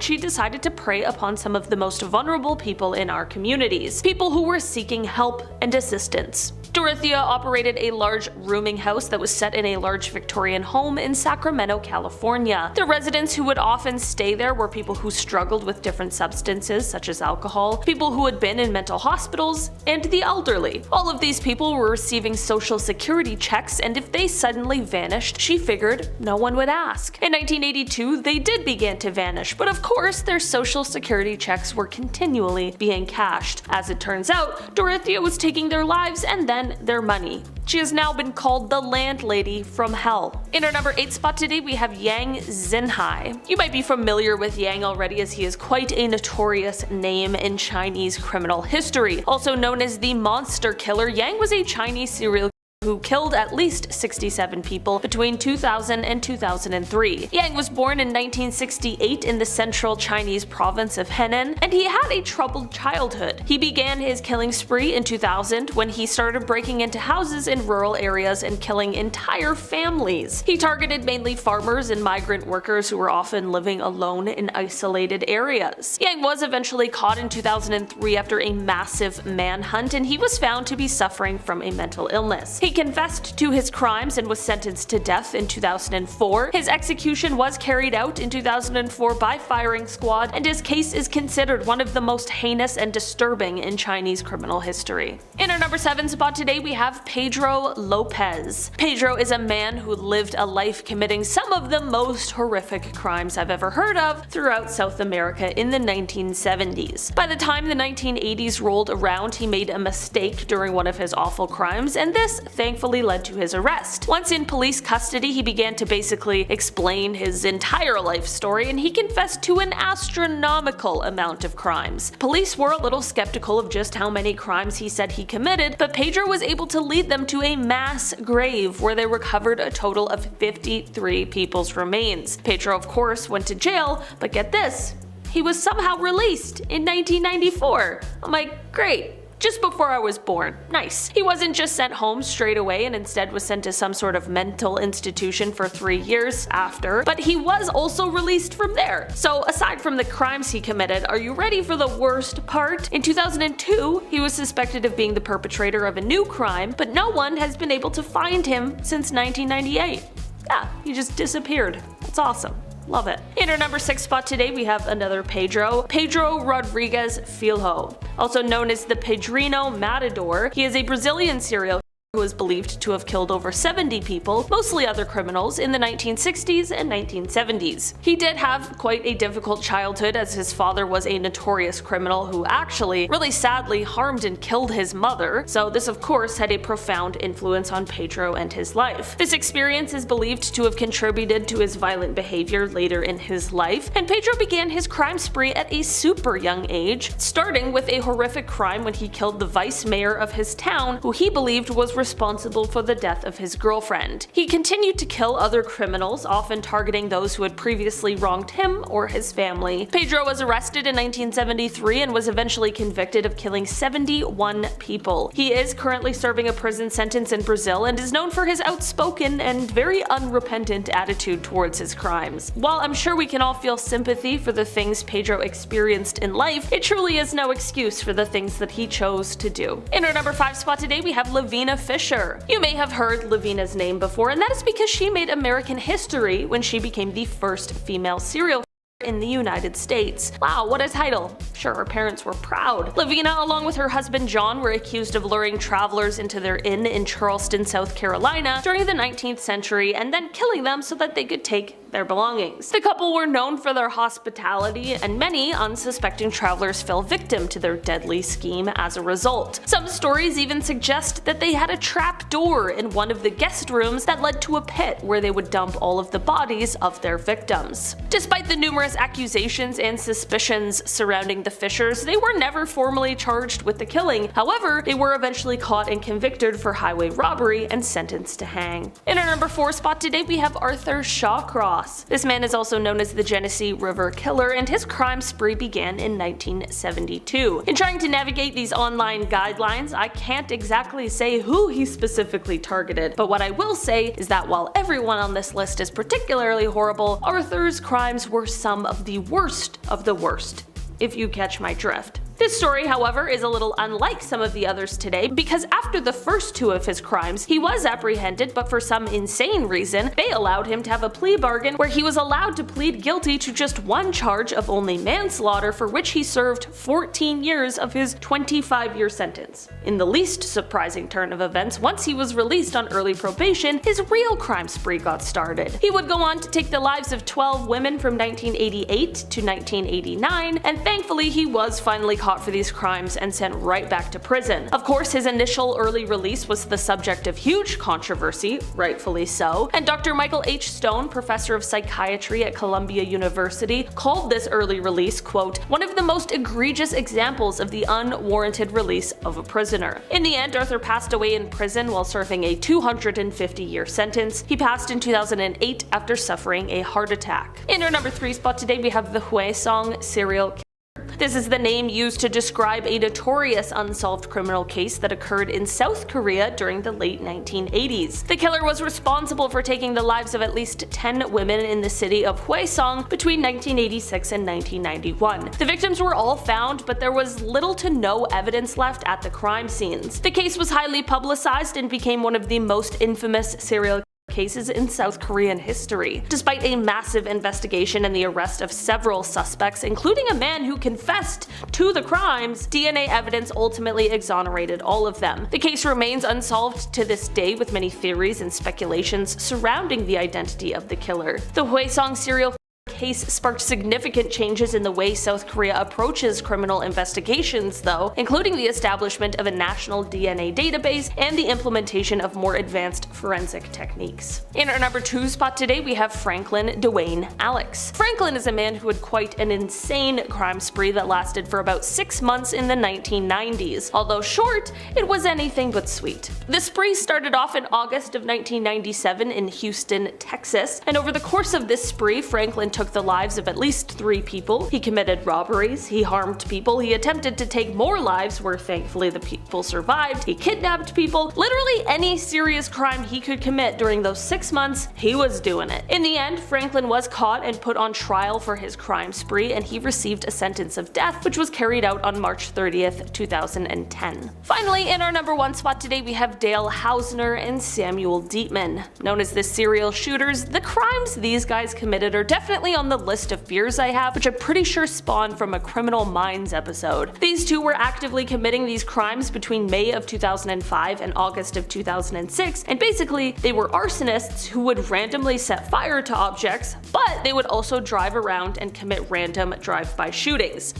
That's the really scary part. The fire thing is also bad, don't get me wrong, but there's just something about completely random violence that absolutely terrifies me. In the end, a series of tips is what led investigators to identify the perpetrators of these horrible crimes, in particular one from a friend of Samuel who explained that Sam had actually confessed to some of the killings one night while drinking. In Dale's trial, he was found guilty of 80 out of the 87 felony charges that were brought forth, and that was all in one single trial. The charges included the killings and attempted killings he had done, arson, animal cruelty, and the drive-bys. In the end, he was sentenced to death 6 times, and his brother, who was later found out to have assisted in some of the crimes, was sentenced to 25 years. Samuel was sentenced to life in prison without the possibility of parole. While Dale sat on death row, he apparently asked to be put to death as soon as possible, and in the end, in 2013, he decided to take his own life. Samuel, however, remains in prison. Number 10, punishment first. Innocent until proven guilty in a court of law, right? That's how it goes. How do you know I drank the milk? If there's no milk on my face, how do you know? There'd probably be milk on my face. Not so much in ancient Egypt. While there is some evidence of jails existing, it is clear that they much preferred an immediate and swift justice. By that, I mean flogging, mutilation, removing limbs, that sort of thing. A lot of these punishments were overseen by a vizier. In today's terms, it's sort of like a governor or official who had the power to oversee things like punishment through. Or at least held the most power besides the pharaoh, which, hey, that's a lot of power. While it may be an effective system for keeping prisons empty, no one should lose fingers for sliding a couple double bubbles in their pocket. That's just my opinion. Number 9, prisoners. While the promise of losing a limb, the second you're caught taking a cookie from the cookie jar, boy I've been there, is a great deterrent, prison can also work sometimes. It should be noted that Egypt developed a system of law and order 4,000 years ago, which is, well, a long time ago and very impressive. For anyone taking the bar exam, that should be your answer under why take on law. Because the Egyptians did it first, why not? They did it, it's probably cool. So it makes sense that they did have some prisons. There's depictions of prisoners in drawings and figurines, surprisingly, oftentimes having their arms bound to their back like a good episode of Cops. And a leash around their neck with ropes and, well, it just looks a little strange and weird. Given that most criminals were done on the spot, it's not hard to imagine that the Egyptians were cruel to their prisoners, and they were. It was not good. They should be cancelled. That's what should be cancelled, them. Number 8, court.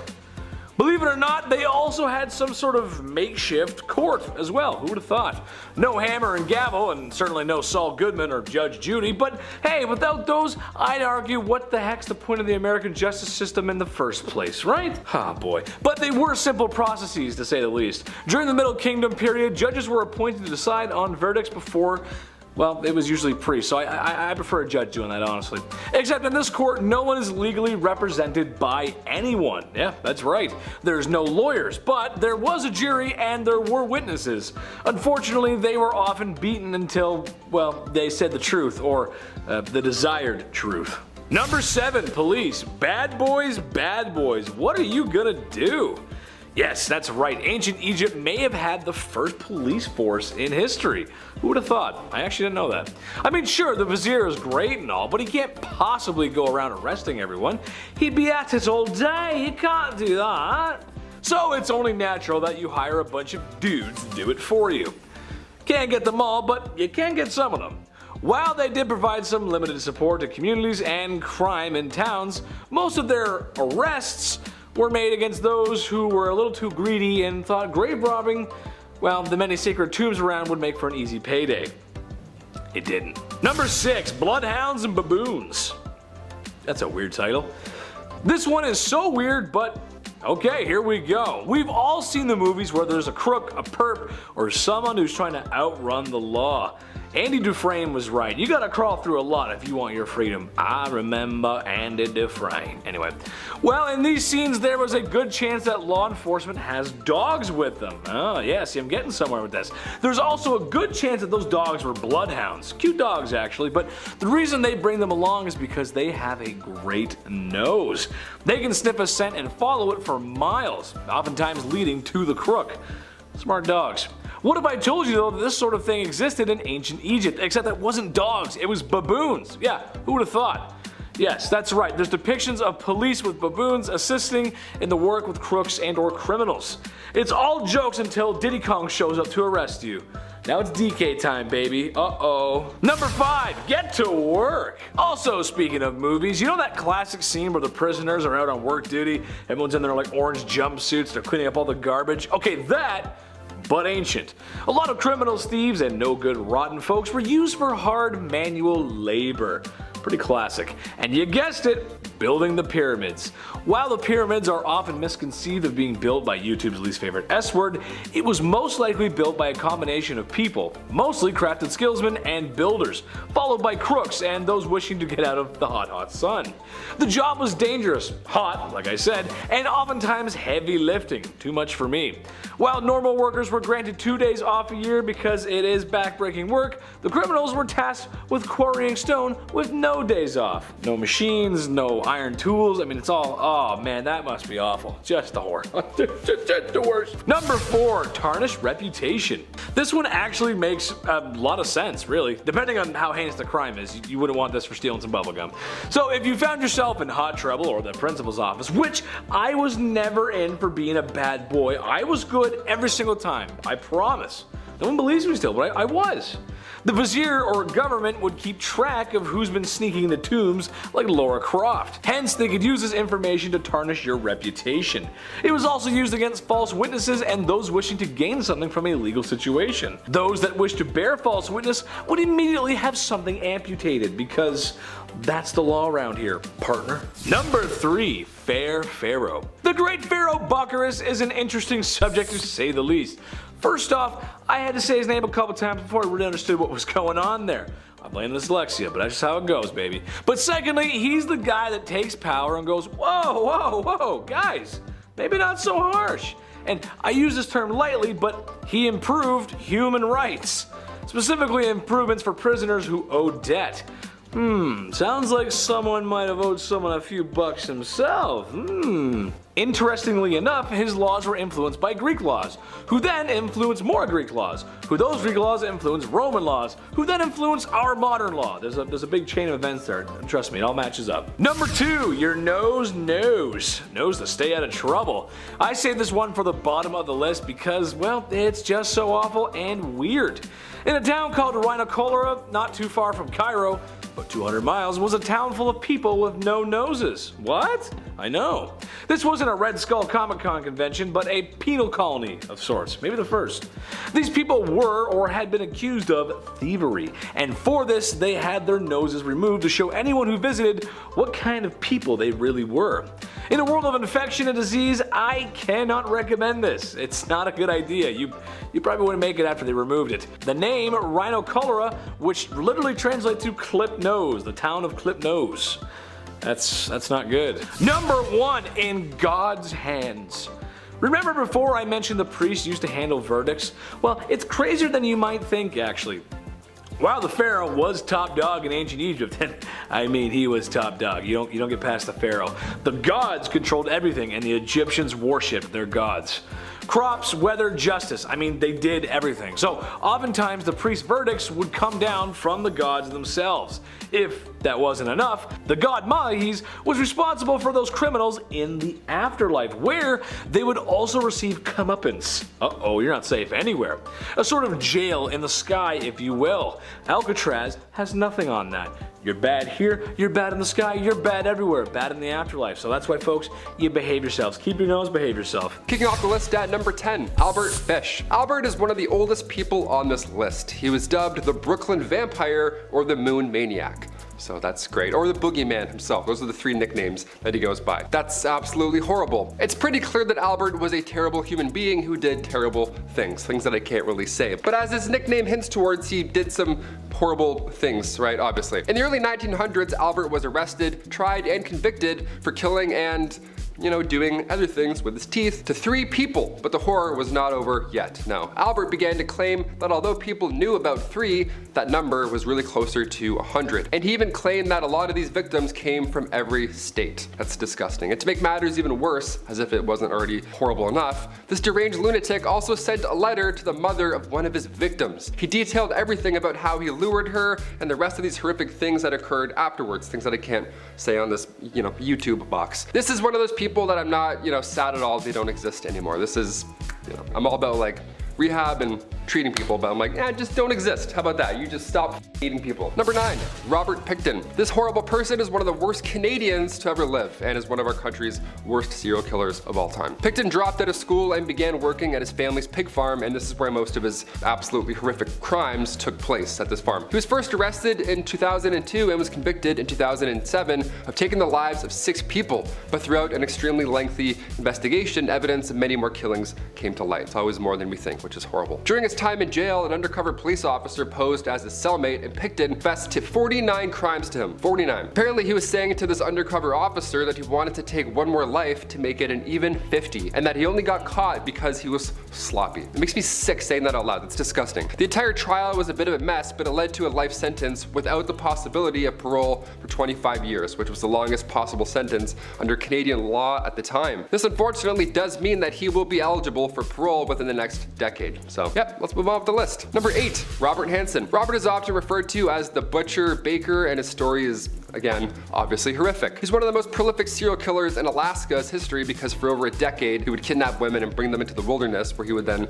stalk them like prey. How do these people exist? I'm just not realizing that there's definitely an episode of Criminal Minds about this guy. There probably is, right? Sometimes the premise is so dark that it just sticks with you forever. This is one of those. The reason he got away with his crimes for so long is because outside of these horrific crimes, he was a soft-spoken baker. Yeah, he was a baker, like I said. One of my friends is a baker. I'm gonna message him. I'm gonna ask so many questions now. Robert was heading to church by day and then prowling gentlemen's clubs at night looking for the next victim. What led to the downfall of this horrible monster was this badass named Cindy Paulson, who changed history, okay? She was able to escape from Robert and was sure to leave evidence behind. She made sure of that. Then she went to authorities and told them what exactly happened, and this of course led to a search warrant for Robert's property, which is where all of said evidence was waiting. And then Robert was obviously found guilty. Robert is believed to have taken the lives of at least 17 women, and in 1983 he was sentenced to 461 years and a life sentence without the possibility of parole. So yeah, unless you got some Tuck Everlasting water, you're gone, pal. Number 7, Chester Turner. Chester is an American serial killer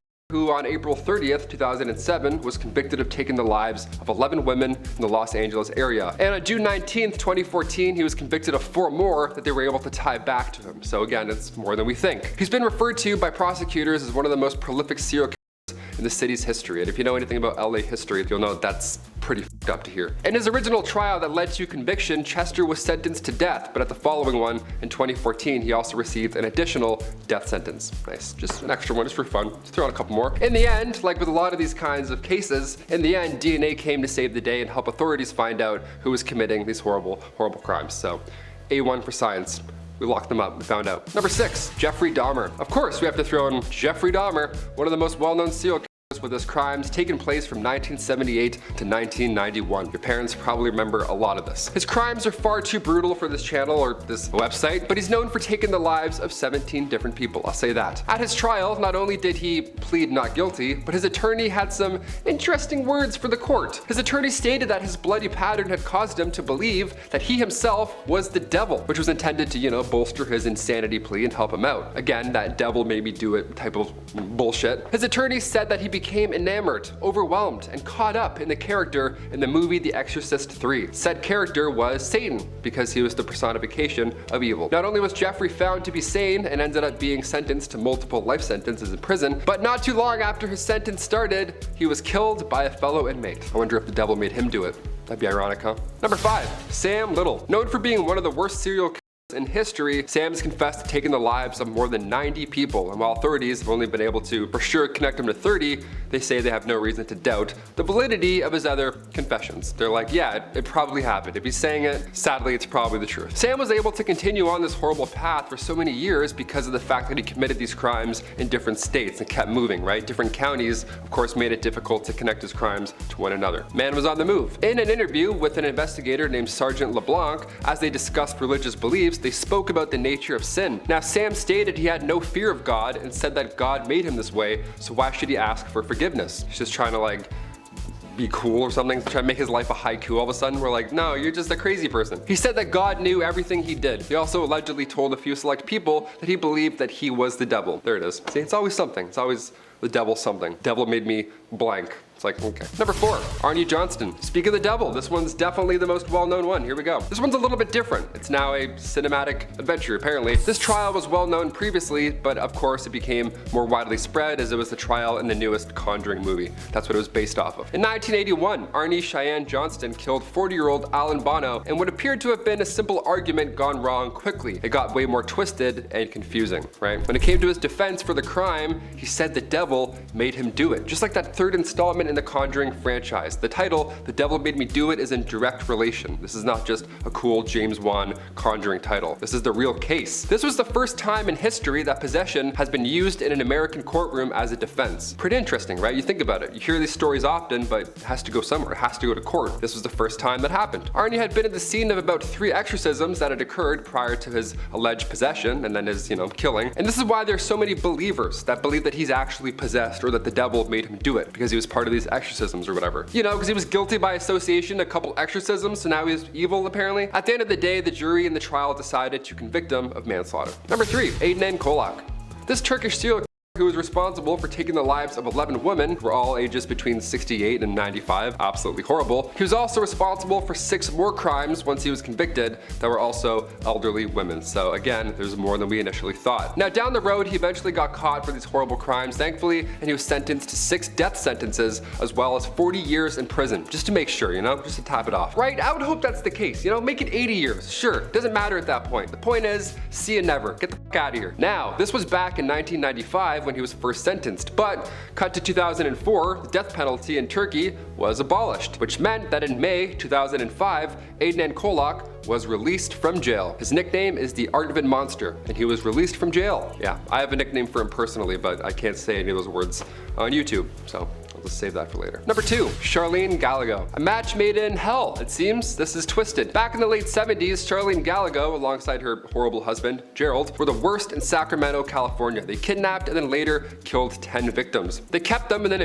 for a while horribly before ultimately ending their lives. Now, it really was the most twisted situation. Just disgusting people, really. Cut to 1984, Charlene pleads guilty to murder and receives 16 years. Her horrible husband was waiting for execution, but he died of cancer before meeting his demise. One of those things where you're like, close. You got close. Charlene got out and moved to Fair Oaks, California, and has since changed her name. So one of them's dead, one of them's absolutely free, and changes her name. Yep, sleeping fair. And finally, number 1, the Zodiac Killer. Of course, this one had to make it on the list because, why, of course. There's a plethora of terrifying people on this list here, but nothing is as terrifying as an uncaught serial killer. The Zodiac is definitely the most prolific of them all. The Zodiac Killer took the lives of 5 people in the San Francisco Bay Area between December 1968 and October 1969. He was most known for targeting young couples or a lone male cab driver, one of the two. Now, despite 2 people luckily and thankfully escaping his attempted evil doings, he still has never been caught. He was one of those losers who left notes and stuff for the police to find, thought he was like a DC villain, thought he was cool, one of those psychos. While no one's ever heard from the Zodiac since 1974, the case remains active in many different countries, and maybe one day we'll finally know who the real Zodiac Killer is. Number 10, Tyrants. This is where the name comes from, folks, so we kind of wouldn't have the label if it weren't for ancient Greeks. There's been a lot of tyrants in history, but this is where it all starts. A tyrant refers to an absolute leader who uses his or her power harshly and crudely, exercising total control and oppressing those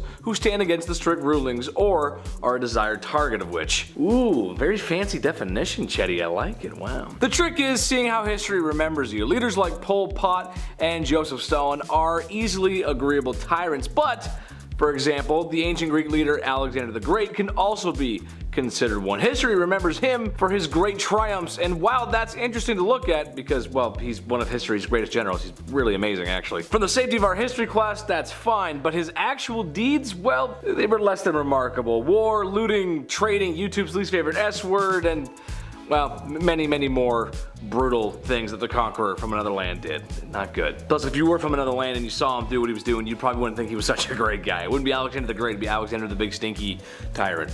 So, there you go. Number 9, Diogenes. This one's my favorite. Maybe the least famous of all philosophers, but one with a decent philosophy, or at least so I think so. That's how I feel, and I think it fits in with the modern world. A man who was banished and exiled and had all his possessions stripped away. In some depictions, even his clothes. I wouldn't want that taken away. I gotta have my clothes. Thus, the man was forced to live his life on the streets of Athens, inside a barrel, as you do. This likely is what developed his philosophy of cynicism. He argued that since he was living free of tax or payment in his barrel, that he was truly free. Thus, he had less worries than the commoners, and yeah, that's where his freedom came from. Well, where does the crime part come in? Besides, well, the obvious tax fraud there, and we're gonna pay your taxes. Diogenes might have been a few gyros short of a picnic, if you know what I'm saying, as he would often shout at passers-by, and well, he would do the devil's bedroom dance solo in public, just in his barrel there, just doing, yeah, I can't say it, but you know what I'm talking about. Number 8, Sith revenge. Well, I know a lot of people would be behind this, especially for really awful crimes. Revenge is not the Jedi way. Sometimes it was an option for the families of those who were wronged in ancient Greece to enact their revenge on the crook, assuming of course the crook was caught. You can just imagine the kind of crimes, the really bad ones. YouTube won't let me say. However, the important point here is that the families of the victim were given a chance to make their peace, or well, whatever the antithesis of that is, usually involving the crook not breathing anymore. Kind of a blood for blood kind of thing. Sounds great at first, but I couldn't recommend it. I don't think it would go well in people's conscience. I don't know, not a good idea. Number 7, exile. A classic of the old world. Just like Hellenic society itself, a common punishment for a severe enough crime was banishment. Sure, today there's lots of folks who like being alone. I swear most of the people I went to high school with were introverts. I was friends with all of them. I don't know why though, because I'm so extroverted. For example, Heraclitus of Ephesus. He was getting banished from ancient Greece, and it's a lot different than not being invited to Chad's birthday party. However, getting banished back then could likely see you with nothing, like previously mentioned before. Maybe not as bad or down bad as previously mentioned, like Diogenes, but still pretty rough. There were lots wrong with ancient cities, sure, but you were much safer in civilization than left outside of it back then. As someone who's seen a lot of Bear Grylls, I wouldn't recommend going out of the wild back then. A trip, fall, a cut, that's it. Whew. Number 6, the Brazen Bull. This one is a punishment and a crime. 2 in 1, baby. The Brazen Bull to many may just look like a statue, and worst case Ontario, maybe the horns are sharp and could hurt you. Maybe. But don't be fooled, friends. This is much more than a statue of bronze or brass colored bull. It's actually a perp cooker. It's a twisted, awful, rotten form of punishment that could also be a crime itself. One against humanity, and those are the worst ones. Basically, you open the hatch on the bull and throw your bad guy in. Then, get a nice big fire going, really big one. The same ones your dad does in the summer. You know the ones that you can't even get too close to because it's too hot. Woo! Then, wait. Once steam or whatever horrible smelling vapors come through the bull's nose, that's when you know the perp is done and it's time to throw in another one. That's awful. What an awful way to go. Oh. Number 5, flaying. This is straight up a crime, man. I don't care what you say. This is just a crime against humanity. I'm not here debating on how governments get rid of their, let's say, more interesting members of society, but this is not it. Popular in the ancient world for whatever reason, and I can't stress this enough, I would faint from watching.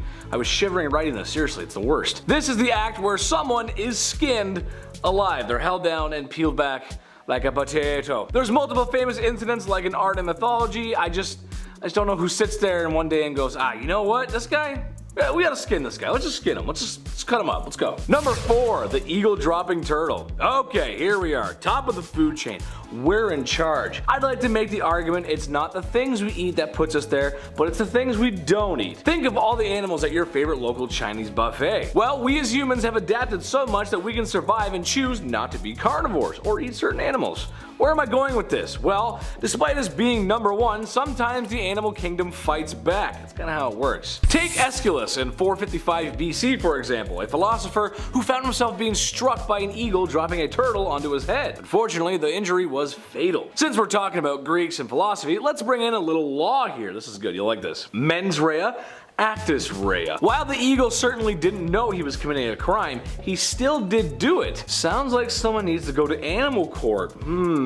That's something they would probably do back then. I mean, they did in medieval times. They put animals on court, so why not back then? Number 3, Draco. No, not Malfoy. Not Draco Malfoy. I know you're all thinking it. That's what I thought too. Draco, the lawgiver of ancient Greece, was a man with modern solutions for their modern problems. He was asked to give a code of law to replace the very aged tribal feuding laws that still existed at the time. Commoners were shocked to find out that even trivial crimes could wind you up in the brazen bull, or not breathing anymore. However, the wealthy, of course, loved these laws and applauded Draco. Classic villain story. They really loved it, so much so that it was Draco's undoing. As the legend goes, Draco was buried in a small mountain of clothes, hats, and garments. He suffocated under the pile of compliments. The accidental fatality of the man who gave us strict laws that are fatal. So what do you charge?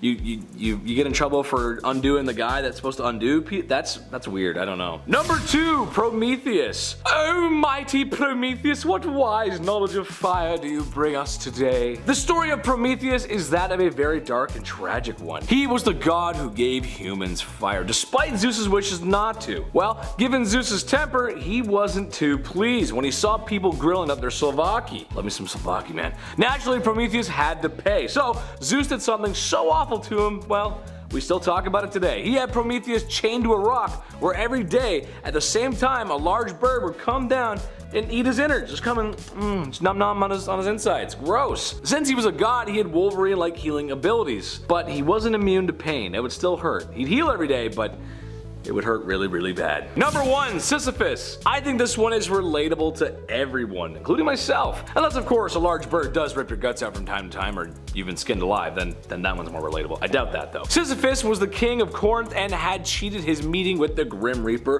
one too many times. This made Zeus mad. So he sent in Sisyphus to push a boulder up a mountain forever. Every time he gets to the top, it just falls back down. And if that's not a metaphor for life, I don't know what is. Number 10, Bonnie and Clyde. They kind of wrote the book on couples doing bad things, where if a bad couple happens to make headlines, they could be described as a real Bonnie and Clyde, a modern Bonnie and Clyde. Bonnie Parker and Clyde Barrow were as thick as thieves, 2 peas in a pod. Merciless crooks that formed a gang in the early 1930s and wreaked havoc across middle America by robbing banks and exercising their Second Amendment a little too liberally. They were becoming a real thorn in the side for law enforcement. To make matters worse, they were becoming somewhat idolized for their crimes by some of the public. Not good. However, not even a Ford V8 could help them outrun the law for too long, as one day in 1934, it saw the young couple ambushed by agents. And by agents,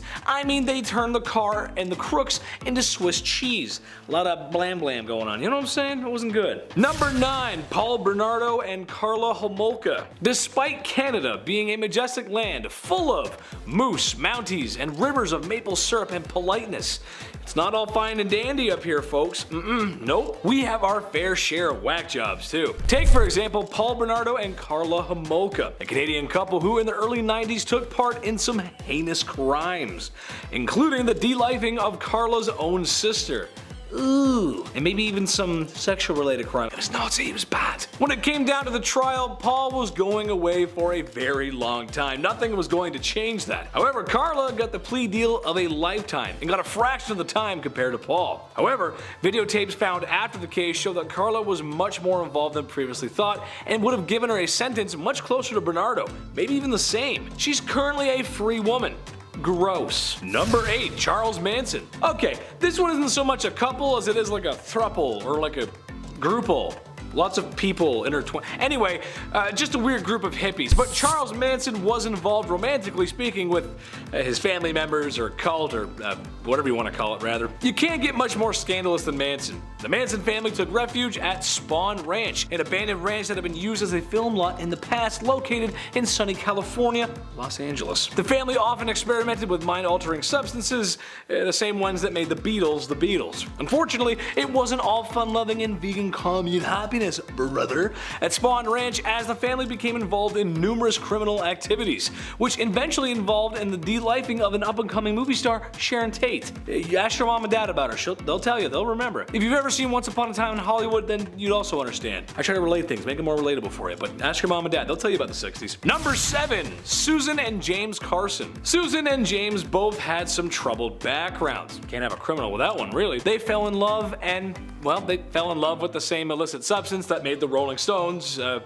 Rolling Stones. They changed their last name to Bear, and well, it just gets worse after this point. God had written letters to them to do so. Eventually, they declared themselves witch hunters and began a spree of violent crimes.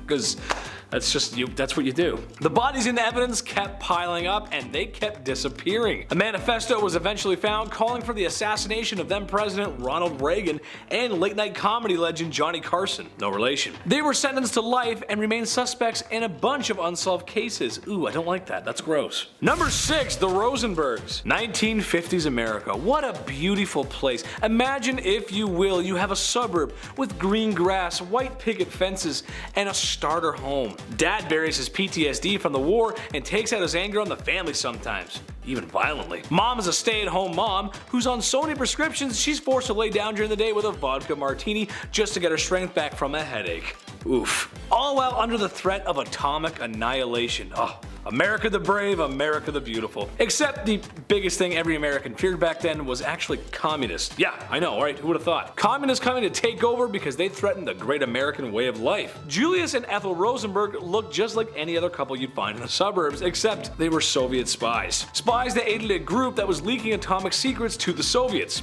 allowing the Soviets to have a nuclear program years before the Americans suspected them of having one. Both de-lifed by the state after being found guilty. However, Ethel wasn't as guilty as previously thought and could have received a lighter sentence. Oops. Our bad. Oh, she's innocent? You know what I mean? Flip the switch. Oh, dude, I already flipped the switch, dude. Too late. Number 5, Amber Heard and Johnny Depp. Does this really need an introduction? That's all anybody's talking about right now. But Johnny Depp, one of America's greatest actors and teenage heartthrob on 21 Jump Street. Am I right, ladies? God, he was cute in that. Amber Heard being some lady who had a breakout role as a fish lady in Aquaman. I haven't seen Aquaman, that's just what it looks like to me. And all of this in one of the messiest divorces ever publicized. Yikes. This trial is happening as I speak. Probably right now. It's happening right now. And we are slowly reaching the outcome. However, all I'll say is when two gorgeous millionaires marry each other and you mix in some illicit substances, well, are we really surprised this didn't work out? Johnny Depp we're talking about here. If I ever get rich and famous, I will never treat my loved ones like that, or any of the amazing people that follow me.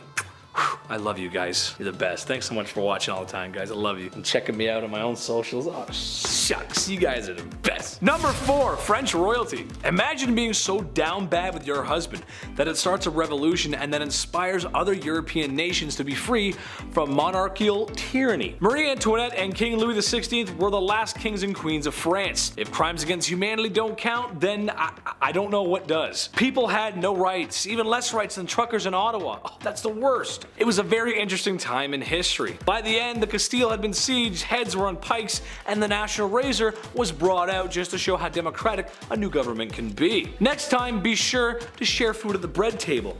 That's all I gotta say about that. Number 3, Cleopatra and Mark Antony. Talk about scandal. Oh, if we had social media back then, this would have been everywhere. A regular Romeo and Juliet. And a little bit of Bonnie and Clyde too, actually. Cleopatra had a few Roman men wrapped around her finger. It was politics, and she was playing the long game. The star-vexed lovers were playing with two empires, some of the largest at the time. However, their political string pulling and bedsheet wrestling would come to a tragic end. Cleopatra and Mark Antony would never be around to see their empires fall after some betrayal, and both of them having their lives taken away.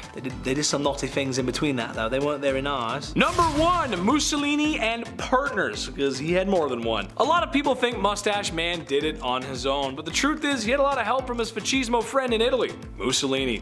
From organizing his fascist beatdown gangs to the brown shirts and all the war crimes in between, Mussolini had a hand in it. He showed him the way. Mussolini not only did all this while married, but kept the company of unsavory mistresses. It's a good thing he controlled the media because people wanted to say some bad things about him and his most favorite mistress, Claretta. His wife Rachel stayed with him up until the end, when him and Claretta were brutally unalived by citizens fed up with his chin, he had a chin thing, and his machismo government, multiple crimes against humanity, and cheated on his wife. You know, we know you knew better. Come on, let's be honest. Our first up really showed 2 times the charm, even if you do get caught in the end. And famous robber Redon Fod escaped from a French prison where he was incarcerated for the 2010 death of a police officer. On July 1st, 2018, he escaped like an apparent cartoon supervillain, masterminding the help of armed, masked men who took a helicopter pilot hostage, forced him to land in the prison yard, and used the power tools to break through the prison doors and hustled Fod to freedom. He had the men set off smoke canisters to hide them from prison video cameras, and landed the helicopter in the only part of the property not protected by anti-helicopter netting. It was connected that after this escape that maybe some sus drone seen flying over the prison months earlier had been involved in planning the escape, which was over within minutes. His escape sparked a massive manhunt that involved about 2,900 police officers and soldiers. He then tried to elude police by disguising himself as a woman in a burqa before he was arrested in October of 2018. The helicopter escape wasn't the first time Fayed had made a dramatic escape from prison, however. In 2013, while detained and awaiting trial for a different 2010 robbery, 2010 was a bad year for Fayed, he blasted his way out of another French prison, having hidden a device in a box of tissues, only after taking 4 guards and 1 inmate hostage and destroying 5 doors to get himself to freedom. He then fled in a getaway car, which he afterwards set fire to and disappeared, obviously to be recaptured and later escape prison again. Next up is Catch Me If You Can, quite literally, as Frank Abagnale Jr. inspired the movie. He also managed to escape in his greatest con ever after being sentenced to 12 years in prison in 1971. So it starts with a governmental screw up, naturally, as all beautiful things do, and this one came in the form of the prison marshal in charge of transport forgetting detention papers. No biggie nowadays, but that was essentially any and all proof that he was in prison, not something else, in the first place. Knowing this, he decided to convince the prison guards that he was an undercover prison inspector, which he did easily, being educated and well spoken. He then came up with the idea to have his friend Jean pose as an undercover journalist doing an article on prisons. So she managed to get a hold of a prison inspector's card and makes a forgery and doctored an FBI agent card, and then slipped both to Frank when visiting him. When the time came, he flashed the false ID at the guards and asked to speak to the FBI agent on the card. The guards then believe him, rang the number given to them, and it was answered by Jean. She claimed that she needed to speak to him right away outside of the prison, and the guards simply let him go. While Frank's story was famously chronicled to Hollywood fanfare, some believe and publicly speculate that it's too unsubstantiated to hold up to scrutiny. However, others maintain that entities like the Federation Detention Center would prefer to have their slip-ups considered to be hoaxes rather than admit to their own incompetence. You've got mail next, and it's damp. Gross. And it's because Richard Lee Moncler wasn't your traditional prison escapist. On the contrary, he used a kind of ingenious and unorthodox method to regain his freedom and managed to mail himself out of jail. Richard is robbing a grain storage facility in Minot, North Dakota on November 17th of 1987 when 2 men startle him in the process and he opened fire on the pair, one of whom died from their wounds. McNair was convicted of first degree and attempted, earning him 2 life sentences and 30 years for burglary. Clawing at the walls of North Dakota State Penitentiary, he manages to escape through a ventilation pipe in 1992, but would be recaptured in 93. But man, did good old Richard get a taste for escape. After building a makeshift compartment complete with a breathing tube and fitting himself inside a mailbag on April 5th of 2006, Richard placed himself beside a mailbag pile that was taken to a nearby warehouse with a forklift outside the prison in Pollock, Louisiana. The heat was unbelievable, he said. The inside of the pod felt like the furnace. Sweat rolled off me, my head was swimming in the fog, and I was afraid I would pass out. It was a tight fit. I couldn't wipe the sweat from my brow. It was running into my eyes, down my neck, dripping from the tip of my nose, and everywhere else. Once the warehouse staff left for lunch, McNair bolted and crawled out like a sweaty, slick baby from the mailbox womb. He's later caught running down a nearby railroad track by a police officer, but he convinces the cop he wasn't the prison escapee authorities had been notified about. He remains at large until late 2007 when he's arrested for for driving a stolen vehicle. This Parisian is as dramatic diva of an escape artist. It's pretentious Pascal. And how pretentious is Pascal, you may wonder? He planned his most recent prison break via helicopter to be on Bastille Day, the French holiday commemorating the storming of a prison. Pascal Payette has managed to escape from 2 maximum security prisons in France, each time using a hijacked helicopter. On a third occasion, he helped 3 other inmates escape using his signature helicopter tactic. His first escape took place in 2001 from a French prison, and his second escape took place in 2007 from a prison in Ingrasset. By July of 2007, Payette was one of the most closely surveilled prisoners in France and was never kept at the same prison for more than 6 months. He had officially been classified a prisoner under especially high surveillance and placed in solitary confinement. Despite these measures, on July 14, 2007, taking advantage of Bastille Day celebrations,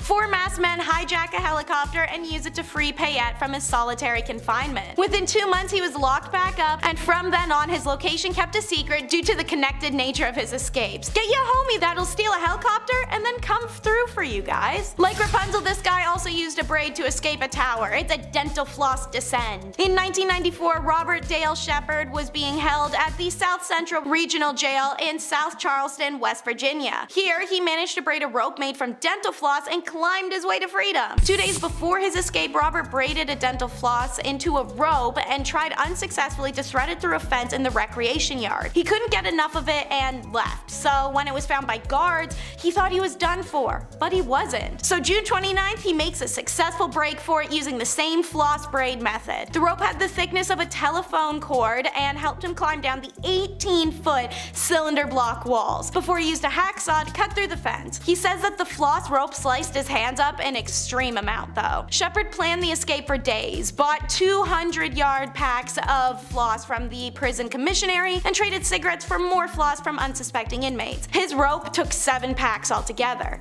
Shepard enjoyed 41 days of freedom, living mainly in the woods, eating berries and bathing in creeks like a bear before he was recaptured after robbing a pharmacy near his original hometown. His name may be otherwise, but they call him the Korean Houdini. He's a criminal and yoga expert who managed to escape police custody twice using his master ability of body manipulation. In September of 2012, 53-year-old Choi Gabok coated his upper body in lotion and escaped from his cell in a Korean prison by squeezing through the food slot at the bottom of the cell. He snuck past 3 prison officers on duty who had fallen asleep and slipped out a narrow window. The food slot alone was 15 centimeters tall and 45 centimeters wide, meaning it's not even 1 by 1 feet. Police who reviewed the CCTV after the escape said the prisoner managed to squeeze out of the food slot in under a minute by moving with the flexibility of an octopus. Choi is known to be the head of a theft ring and previously escaped from prison custody while on a convoy bus carrying prisoners to jail 22 years ago. At that time, he slipped through iron bars encaging the bus and was reapprehended 2 days later. To delay the guards from realizing he had disappeared, Gapbalk had arranged his pillows under the blanket to make it look as if he was still sleeping, just like the way he had seen done in the movie Shawshank Redemption. What a copycat poser, get your own escape ideas. He was caught 6 days after his escape. John Dillinger may be the king of this list as a career escapee. He spent 1933 to 34 committing a variety of violent robberies and a couple jailbreaks. But May 10th of 1933, when Dillinger was paroled after being in prison for 8.5 years, really marked the beginning of his infamy. According to the FBI, Dillinger robbed a bank almost immediately upon release. When arrested, police found escape plans already on John, who denied any knowledge of any planned escapes. Right. Dummies believed him, and several days later, a group of 8 of Dillinger's friends used those same plans to break him out of Indiana State Prison. The men told the guards that they were there to move Dillinger to the prison because he had broken his parole. When the sheriff asked them for their credentials, the group went into action, killing the sheriff, beating the rest of the guards, and busting Dillinger out of jail. Dillinger and his gang went on to a crime spree, looting 2 police arsenals and then robbing banks, until the gang went to Arizona to hide out, where they were caught and again jailed. What followed was one of the most daring prison breaks in history. Lake County Jail was considered to be escape-proof, which seemed like a good idea considering Dillinger's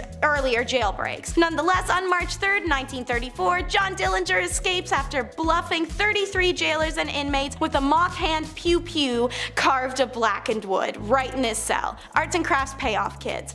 He and his co-conspirators locked up everyone in various cells, closets, and living quarters, stole 2 real weapons from the warden's quarters, and climbed over a wall. Once they were outside the wall, the 2 men commandeered the sheriff's private car, taking Deputy Sheriff and garage worker along as hostages and rode right through the 50-man cordon whose sole purpose was to make sure he stayed inside. He gave the signal to leave by singing out, "Get along, little doggy, go along." 2 hours after their escape, Dillinger and his companion released the 2 hostages they'd taken, giving them each a handshake, a cigarette, and $4 for the cab fare back to the prison. The 2 desperados were free thanks to a fake wooden prop. And even though the 2 escapees avoided a cordon and a manhunt, it ultimately did lead to John Dillinger's death. And speaking of, let's hear about this arts and crafts escape. At Parkhurst Prison, one of the most legendary prison escapes to ever occur happened in 1995, showing off true ingenuity and creativity. 3 prisoners, Andrew Roger, one of the most feared men in Parkhurst, Matthew Williams, who was regarded as the nutty professor figure in the jail, and Rose, who was diligent, quiet, and also a trained pilot, managed to make a 25-foot steel ladder as well as a pew-pew in the prison's metal shop, where guards and other people are. They just whipped out an unsuspicious ladder and weapon. They were able to craft a skeleton key for the prison just from photographic memory too, which is absolutely insane. The men each took turns staring it down, I guess, until they could compare it and build one correctly the 3 could agree on. In short, the 3 prisoners were able to essentially walk out of prison using the key they made and scaling the walls with the ladder. They were captured 4 days later after their escape before they could get on a plane and fly to freedom while piloted by Keith Rose. If the men had gone straight for the ferry, they would have actually been able to leave the island.